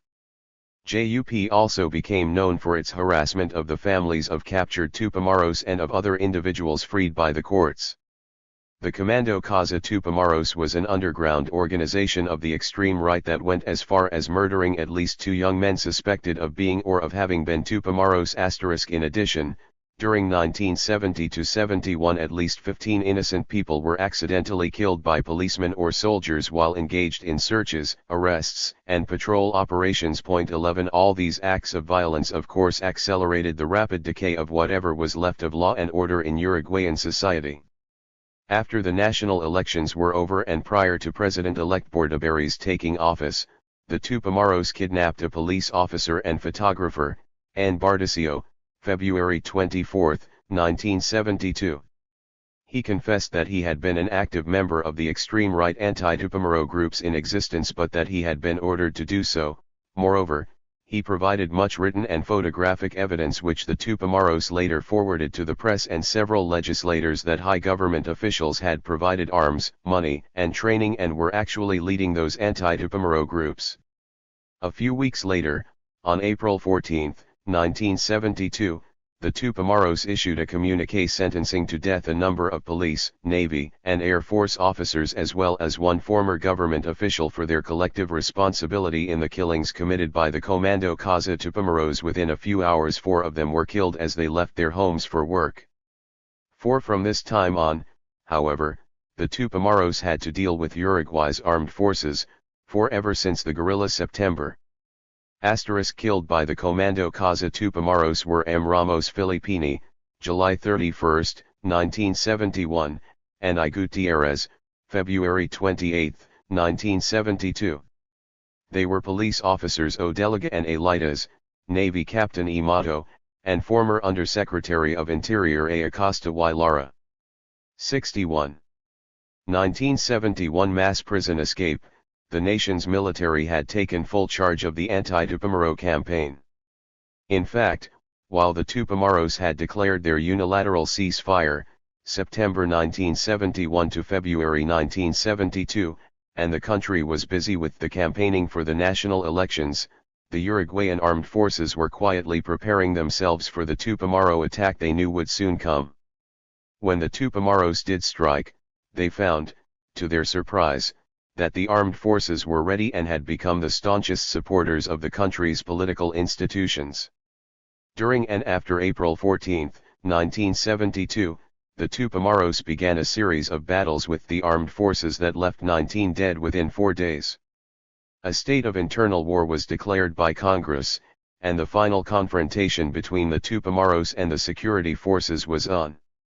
By June 2, 30 people, guerrillas, soldiers, policemen, and innocent civilians, had been killed, many more were wounded, and over 500 Tupamaro members and collaborators were detained at military bases. By the end of 1972, over 5,000 people had been arrested by the military and the Tupamaro organization was virtually destroyed. The presidency. During 1971 President Pacheco used his power to try to play down the Tupamaros and to make it as difficult as possible for the country to find out exactly what the Tupamaros were doing. One of the tactics used by the president in his struggle against the guerrillas was to provide financial incentives for supplying information on the Tupamaros. Rewards of $20,000 were established for information leading to the rescue of kidnapped victims, but as the number and importance of the abduction victims increased, rewards were raised to $40,000, May 22, 1971. About a month later the figure was up to $90,000 through the contribution of $50,000 by kidnapped victims' families. Aside from these rewards, an $8,000 prize was offered by the Ministry of Interior for information leading to the arrest and conviction of any Tupamaro. Yet as far as I have been able to determine, none of these rewards was ever collected. The president also continued his policy of trying to isolate the guerrillas from the population at large by ever-expanding news blackouts. On April 12, 1971, a decree was issued that prohibited all news about guerrilla activities except that supplied by the government. This resolution was later expanded to include the banning of all information dealing with labor strikes and union meetings, decisions, and activities, as well as about other similarly subversive activity, August 11, 1971. Another decree was issued a few days later allowing censorship of mail and banning the entrance into 62. Uruguay of books, magazines, pamphlets, and other printed material dealing with armed insurrection, guerrilla warfare, and political violence, as well as materials printed in non-democratic, totalitarian, and subversive countries, August 16, 1971, read here Cuba. On December 15, Mr. Pacheco's last decree on this subject outlawed the printing, distribution, and sale of any publication treating topics such as revolutionary warfare and subversion. Finally, on various occasions during the year, 4 newspapers were permanently shut down and many more were forced to close temporarily because of violations of censorship regulations. See Table 6. 2 sets of intragovernmental incidents are worth noting here. On July 14, 1971, a joint meeting of Uruguay's Senate and House of Representatives, the General Assembly, voted to lift Mr. Pacheco's security measures, something that Congress is entitled to do in accord with the Constitution's Article 168/17. President Pacheco immediately reissued them. In an unprecedented act of bravery, the House of Representatives formally voted to impeach him. However, the Senate did not complete the impeachment procedures, perhaps because new elections were scheduled to be held within 4 months. The second set of government decisions was more directly related to the guerrillas. Because of actual Tupamaro prison escapes and attempted jailbreaks, the country's penitentiaries were moved from under the jurisdiction of the Ministry of Education and Culture to the presumably stricter care of the Ministry of Interior, January 21, 1971. Later, when 106 Tupamaros escaped from Montevideo's maximum security penitentiary, the president transferred Uruguay's prison system to the responsibility of the armed forces, September 9, 1971. In fact, on that same date the armed forces were officially put in charge of the entire anti-Tupamaro campaign. The national elections were held on November 28, 1971, and Mr. Pacheco's hand-picked successor, Juan M. Bordaberry, took office on March, 1972. By that time, however, events were completely out of presidential control. Indeed, the country's republican system had become so badly damaged that only the Tupamaros and the armed forces had a strong claim on Uruguay's political destiny and its institutional future. In addition, the Cuban press agency Prensa Latina was forced to shut down and reporter O. Contreras was expelled from the country, June 16, 1971. 63. Table 6. Government closure of Uruguayan newspapers, 1971-72. Closure. Closure date: newspaper temporary permanent. February 16, 1971 Val. %. June 28, 1971 La Idea X. July 2, 1971 Acción X. July 2, 1971 El Espectador X. July 2, 1971 Teledoce Registered X. July 12, 1971 Question X. August 12, 1971 E1 Oriental X. August 12, 1971 Para Todos X. September 3, 1971 La Idea X. September 3, 1971 Ahora X. September 3, 1971 El Popular X. September 3, 1971 El Eco X. September 18, 1971 Acción X. September 30, 1971 La Idea X. October 16, 1971 El Socialista X. November 6, 1971 El Eco X. December 30, 1971 El Eco X. April 25, 1972 Acción X. August 18, 1972 Ultima Hora X. For this closure was nullified by the legislature's Permanent Commission, but the executive branch reissued the closure B a radio station C a television station. Source, prepared by the author from his study of newspaper accounts. The Armed Forces. By 1970 Uruguay's armed forces numbered about 17,000 men, with almost two-thirds of them in the army. Although the government's military expenditures have steadily risen since 1967, as a proportion of gross national product they have shown little increase. See Table 7. The country's armed forces received some foreign military aid and training, particularly from the United States. Deliveries of U.S. military purchases and excess defense articles have risen quite sharply, yet overall Uruguay's military can be said to depend comparatively little on American financial support. In fact, it has endured on a relatively modest budget and without the benefit of compulsory military service.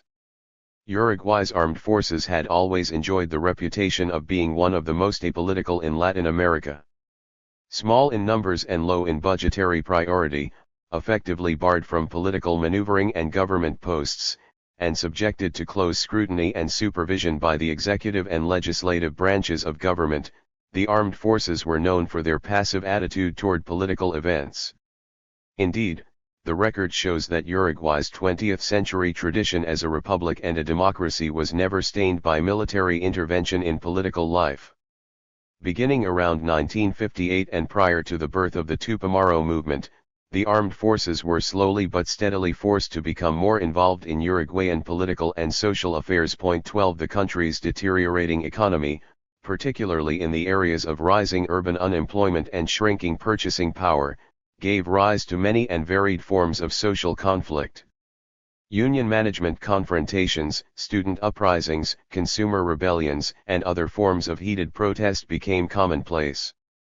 Increasingly Uruguay's military found itself involved in law enforcement activities and becoming an active rather than passive backup force to the country's national police. Independent of Tupamaro activities, soldiers were often called to patrol Montevideo streets and guard communication centers, power facilities, commercial banks, and government buildings. Sometimes they were also called upon to man government services and key public utilities as replacements for striking workers. Furthermore, the security measures instituted by Mr. Pacheco and his predecessors required military participation in law and order activities and, sometimes, military supervision of civilian employees. Unavoidably, the armed forces were increasingly seen by the people as middlemen bent on protecting narrow political interests and the health of the business community. The growing intensity of Tupamaro activities also had a compelling effect on the military to become involved in political affairs. On the one hand, the armed forces were on one occasion the direct target of Tupamaro action. On the evening of May 29, 1970, the guerrillas captured the Navy's training barracks in Montevideo, taking with them hundreds of rifles and machine guns as well as large quantities of explosives. The shame and anger of military officers probably never subsided, thus, understandably, they became emotionally involved in the country's anti-Tupamaro campaign. On the other hand, President Pacheco involved the military using its manpower in the 66. setting up of roadblocks and in the conduct of citywide search operations. The increased drawing of the military into Uruguay's political affairs appears to have been received with mixed feelings in the barracks. Some military officers seem to have welcomed the recognition of the armed forces as a potentially significant force in the defense of the nation's institutions and government and to have wished for a greater involvement. Others were clearly troubled by what they saw as an unhealthy relationship between the traditionally apolitical armed forces and a corrupt and increasingly oppressive regime. But there appears to have been a prevailing climate of discomfort and disillusion among military officers with the in-between role that they were being asked to play. Some demanded more responsibility in law enforcement tasks while others wanted the armed forces to be left alone. Such dissatisfaction is exemplified by the resignation, November 5, 1968, of General Liber Serigny, who had been Commander-in-Chief of Uruguay's key military region No. 1, which encompasses the southern tip of the country and includes Montevideo. his resignation was deemed to have come about as the result of his disagreement with the government and with other military officers over the use to which his men were being put. The direct involvement of the armed forces in anti-Tupamaro work had its formal beginning during September 1971, when President Pacheco, having given up all hope that the national police would ever contain or eliminate the guerrillas, called on the military to do the job. Although the president's resolution coincided with the declaration of a unilateral ceasefire by the Tupamaros, the Army Intelligence Service carefully began to prepare the ground for a future military offensive. Using information provided by the police's Information and Intelligence Directorate, a select group of military officers prepared the background information and plans for counterinsurgency operations. It must be pointed out that at this time the armed forces were still internally divided over the extent to which they should intervene in the nation's political affairs and the form, if any, of such intervention. But one thing is certain, forced by the circumstances to take a stand and do their duty, the armed forces soon reached a consensus as to the necessity to put an end to the nation's rampant political violence. And, certainly, that had to begin by putting a stop to the single most important source of organized violence, the Tupamaros. On April 14, 1972, the Tupamaros, having resumed their activities, assassinated 4 alleged leaders of an extreme right-wing anti-Tupamaro group. Among the victims was a Navy captain, who became the first armed forces officer killed by the Tupamaros. In response, the military demanded the declaration by Congress and newly inaugurated President Bordaberry of a state of internal war, under which the armed forces merged into a unified anti-Tupamaro command and were set free to pursue their counterinsurgency objectives without regard for judicial accountability or individual rights. They began by indiscriminately arresting left-wing sympathizers and activists while initiating a systematic and harsh interrogation process. The Tupamaros struck back, setting ambushes and killing and wounding a number of military officers and their accompanying soldiers. Violence was met by more violence, and within weeks the casualties on both sides could be counted in dozens. The armed forces' counterinsurgency efforts were based mostly on the systematic use of interrogation and torture. The military was much more thorough than the police in the extent to which it interrogated, yet more careful in the degree to which it did so. Broadly speaking, Uruguay's police had become known for their haphazard and brutal interrogation sessions. Depending on judicial constraints and the individual's notoriety or influence, suspects and captured guerrillas were subject to relatively short but brutal interrogation.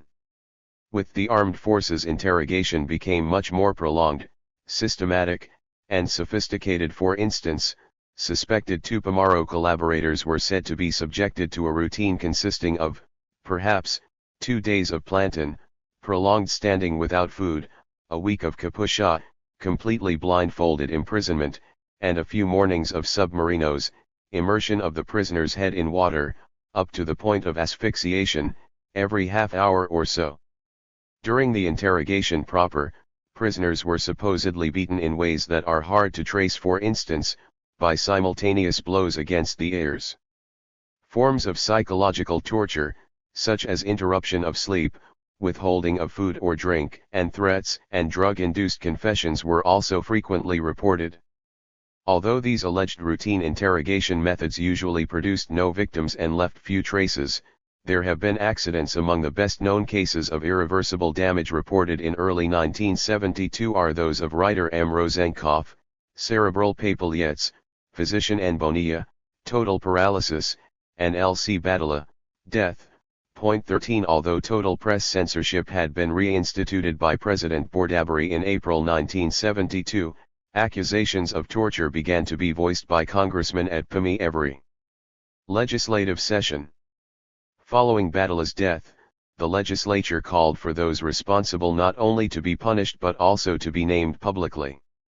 As one more 68th instance of the growing involvement of the military in politics, almost 600 military officers met and drafted and approved a resolution condemning any censure of active officers and opposing the public naming of officers investigated or punished by military courts. Point 14. The armed forces were also fortunate to obtain the willing collaboration of a top Tupamaro leader. Amadeo Perez is widely reported to have supplied the military with information on the whereabouts of at least 30 guerrilla hideouts, a main field hospital complex, a number of arsenals and documentation centers, and the Tupamaros famed People's Jail, where hostages U. Pereira Reverbal and C. Frick Davies were being kept, May 27, 1972. This major betrayal caused much permanent and long-term damage to the Tupamaros. Although the guerrillas were internally organized according to the principle of compartmentalization, this modus operandi is much less effective in preventing information leaks from the top of the organizational hierarchy than from its bottom. See Chapter 3. In other words, compartmentalization made it difficult for the security forces to get much useful information from Tupamaro cell members or cell leaders. However, internal secrecy could not have been, and was not, as prevalent in the guerrillas' highest ranks, where Amadeo Perez was working. Hence, his betrayal led to the security forces gaining a very important understanding of the missing links and key Tupamaro decision-making relationships. Beyond the discovery of a relatively small number of hideouts and arsenals, the information supplied by this man led the military to acquire an in-depth understanding of the workings of and individuals involved in the Tupamaro organization. 15 Another major success of the military was in eliminating the Tupamaros from the country's rural areas and smaller cities. As was mentioned in Chapter 2, the Tupamaros wanted to experiment with the establishment of guerrilla units in Uruguayan cities beside Montevideo as well as in strategic places in the countryside. However, the experiment clearly failed. Tupamaro guerrillas and collaborators were more identifiable in smaller towns and rural areas, since their activities and movements were much more easily detected and, in general, they were not operating like fish in the water. The army was very much in its element when sweeping the countryside, and it became a relatively easy task to spot suspects, trace leads, and discover underground hideouts. Finally, organizational problems set in during 1971 and 1972 as a result of the escape from Uruguayan prisons of some 180 captured Tupamaros. See Chapter 4. Although these jailbreaks were seen by the Tupamaros as successful supply and propaganda actions, they may well have turned out to be quite damaging in the long run. First, captured guerrillas obviously got to know one another well. 69. During their imprisonment. Hence, upon their release and reintegration into the ranks of the Tupamaro organization, the guerrilla security network was unavoidably broken, because one of the basic operating rules of the Tupamaros was that members were not to know each other's true identity. When the military started to recapture some of these Tupamaros, it may have proven quite easy to extract accurate descriptions and true identities, and hence to obtain valuable information about individuals in different cells and columns. Second, the reintegration of freed guerrillas into the organization's ranks caused rivalries and some ill feelings. Indeed, among the escapees were many Tupamaro leaders and individuals with seniority who may have wanted or have been granted leadership positions in detriment to those who had remained free. It is possible that these frictions may have accounted for more betrayals or quicker confessions than would otherwise have been the case. Slowly but steadily the Tupamaro machine began to crumble, and the Tupamaro organization came to a halt. Surprised by the speed and strength of the armed forces' counterattack, weakened by information leaks extracted through torture and betrayals, disappointed by the ease with which bases in the countryside collapsed to the military, and plagued by organizational difficulties, the Tupamaro ceased activity and retreated into hiding. Although by the end of 1972 thousands of Tupamaros were imprisoned, many leaders, collaborators, and sympathizers probably remained free. Epilogue. During February 1973, Uruguay's Army and Air Force, later joined by the Navy, staged what some called a soft coup. Essentially, President Bordaberry was allowed by the military to remain in office in exchange for most of his constitutional powers. The military rebels required Bordaberry to set up a Security Council, which was to include both civilian ministers and high military officers. Its task would be to act as the highest government decision-making authority and, in effect, to rule the country. Hence, Uruguay's exceptionally long tradition of civilian and democratic government came to a formal end. To Uruguayans, the military's move came as no surprise.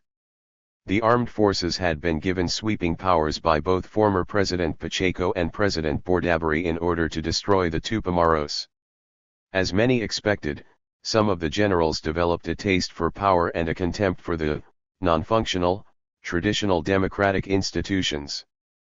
The New York Times summarized the situation in an editorial that read as follows: "There is irony in the fact that Mr. Bordaberry is now a victim of the very success of his decision to supplant the police by the armed forces in his internal war against the Tupamaros. In the course of destroying the guerrilla organization, the military leaders themselves became painfully aware of the defects of Uruguayan society which the Tupamaros had exploited too.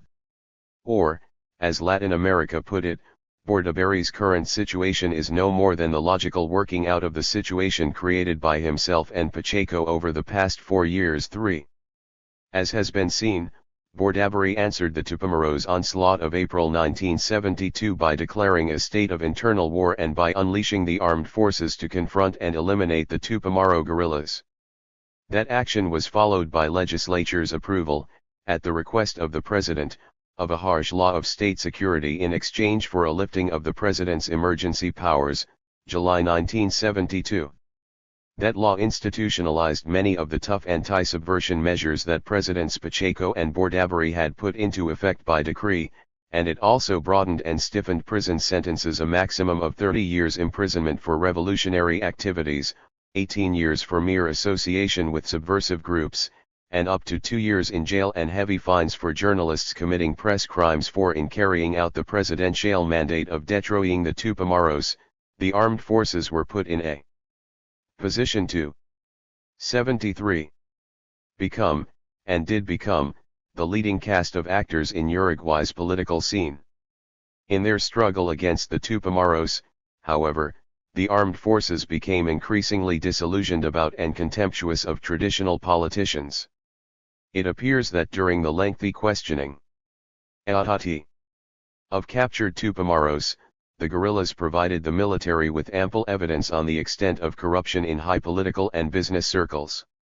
Curious about the possibility of such widespread corruption, a few military officers began turning their attention to these embarrassing matters. They arrested several well-known businessmen and questioned a number of politicians. The military soon had its worst suspicions confirmed and began to undertake an increasingly broad and deep anti-corruption campaign. Among the most notable casualties was Jorge Batlle, a prominent politician, former presidential candidate, and a member of a distinguished family of statesmen that had contributed 3 presidents to Uruguay's political history. In the end, a number of the more nationalist-minded and younger military officers probably realized that there was much more in common between them and the Tupamaros than between either of them and many traditional politicians. Many of the jailed guerrillas seem to have decided that influencing and encouraging military officers to take over the country's government could well be one fruitful way of introducing political and economic change. Frustrated in its attempt to seize power, the captured Tupamaro leadership probably decided that it would be better to try to sway political events from behind bars than to watch all its carefully and patiently amassed political power and prestige go to waste. The armed forces takeover of power was triggered when, during January and early February 1973, a series of scandals involving government corruption was revealed. 6. A confrontation between President Bordaberry and a number of military officers ensued because of the latter's insistence on a thorough investigation and punishment of the guilty parties. The president and his predecessor, who for years had relied only on executive decrees and on the strength of the national police and the armed forces, could count on help neither from the judicial or legislative branches nor from the population at large. The armed forces lacked ideological unity and a strong or charismatic leader, but were elated by their successful anti-Tupamaro campaign and proud of their growing image as purgers of corruption and injustice. Hence, the battle lines having been drawn, the military attacked. The policy changes advocated by the armed forces upon seizing power were set forth in a communiqué issued by Army Commander General Hugo Caiape Pose and Air Force Commander General José 74. Perez Caldas. Among the policy demands were land reform, a more equitable tax system, the elimination of private monopolies, workers' participation in their own businesses' decision-making, the cancellation of the country's foreign debt, and reform of the domestic equals, banking and credit system. 7 Certainly it is very difficult to forecast the political future of Uruguay, particularly since among the nation's military officers neither a clear-cut ideological consensus nor an outstanding set of leaders has yet emerged.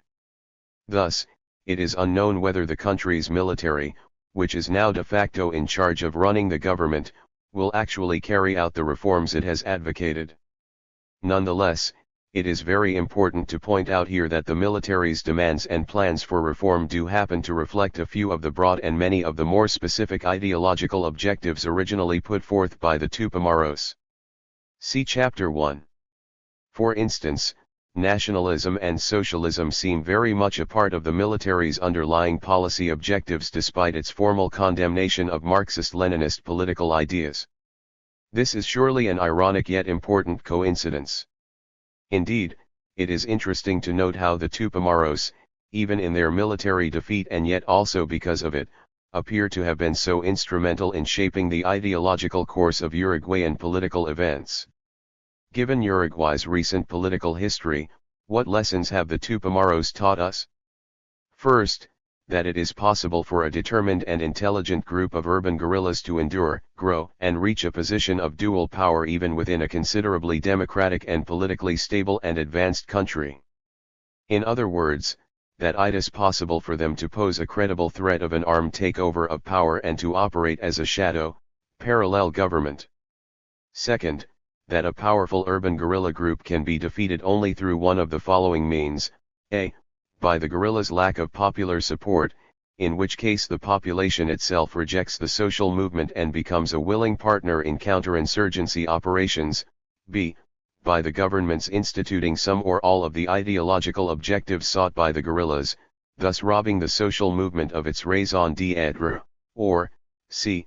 Through ruthless repression, which of necessity bypasses individual liberties and constitutional rights. In the latter case, which reflects Uruguay's experience, one cannot forget that democracy and liberty are very much fated to become the casualties of counter-guerrilla operations and their aftermath. And, third, that the failure of a guerrilla movement to achieve political power does not mean that it cannot influence a country's course of political events. In other words, and as is well known, ideas can last longer than organizations, and ideologies can survive longer than social movements do. In this sense Uruguay's Tupamaros are, yes, alive and well. 75. In a broader context, the Tupamaros made an original and important contribution to the theory and history of revolutionary warfare. Stemming from their ideas and actions is what may become recognized as a new and rich chapter in the theory and practice of urban guerrilla warfare. By showing that a clandestine urban social movement can survive and grow, given appropriate strategic, organizational, and tactical schemes, they established the viability of revolutionary action within urban societies. Hopefully, the Tupamaros will not be taken as a model of what a revolutionary group ought to look like or even aim for. They are an example of how far a social movement can get when it does not follow established patterns and standard models. Their very survival and success must be taken as a lesson in how important it is for social movements of any ideological persuasion to establish their own realistic modus operandi according to each country's societal conditions. Coyuntura evaluation was, after all, a sine qua non Tupamaro principle. Also, they may well have taught us that social movements aiming to seize political power must remain flexible and eager to adapt to changing conditions. A revolutionary struggle, whether violent or not, is essentially a political struggle. It need not be won by defeating armies or eliminating government officials. Ideologies can grow and spread faster than formal power can be seized, and ideas can conquer minds just as thoroughly and permanently as swords can penetrate bodies.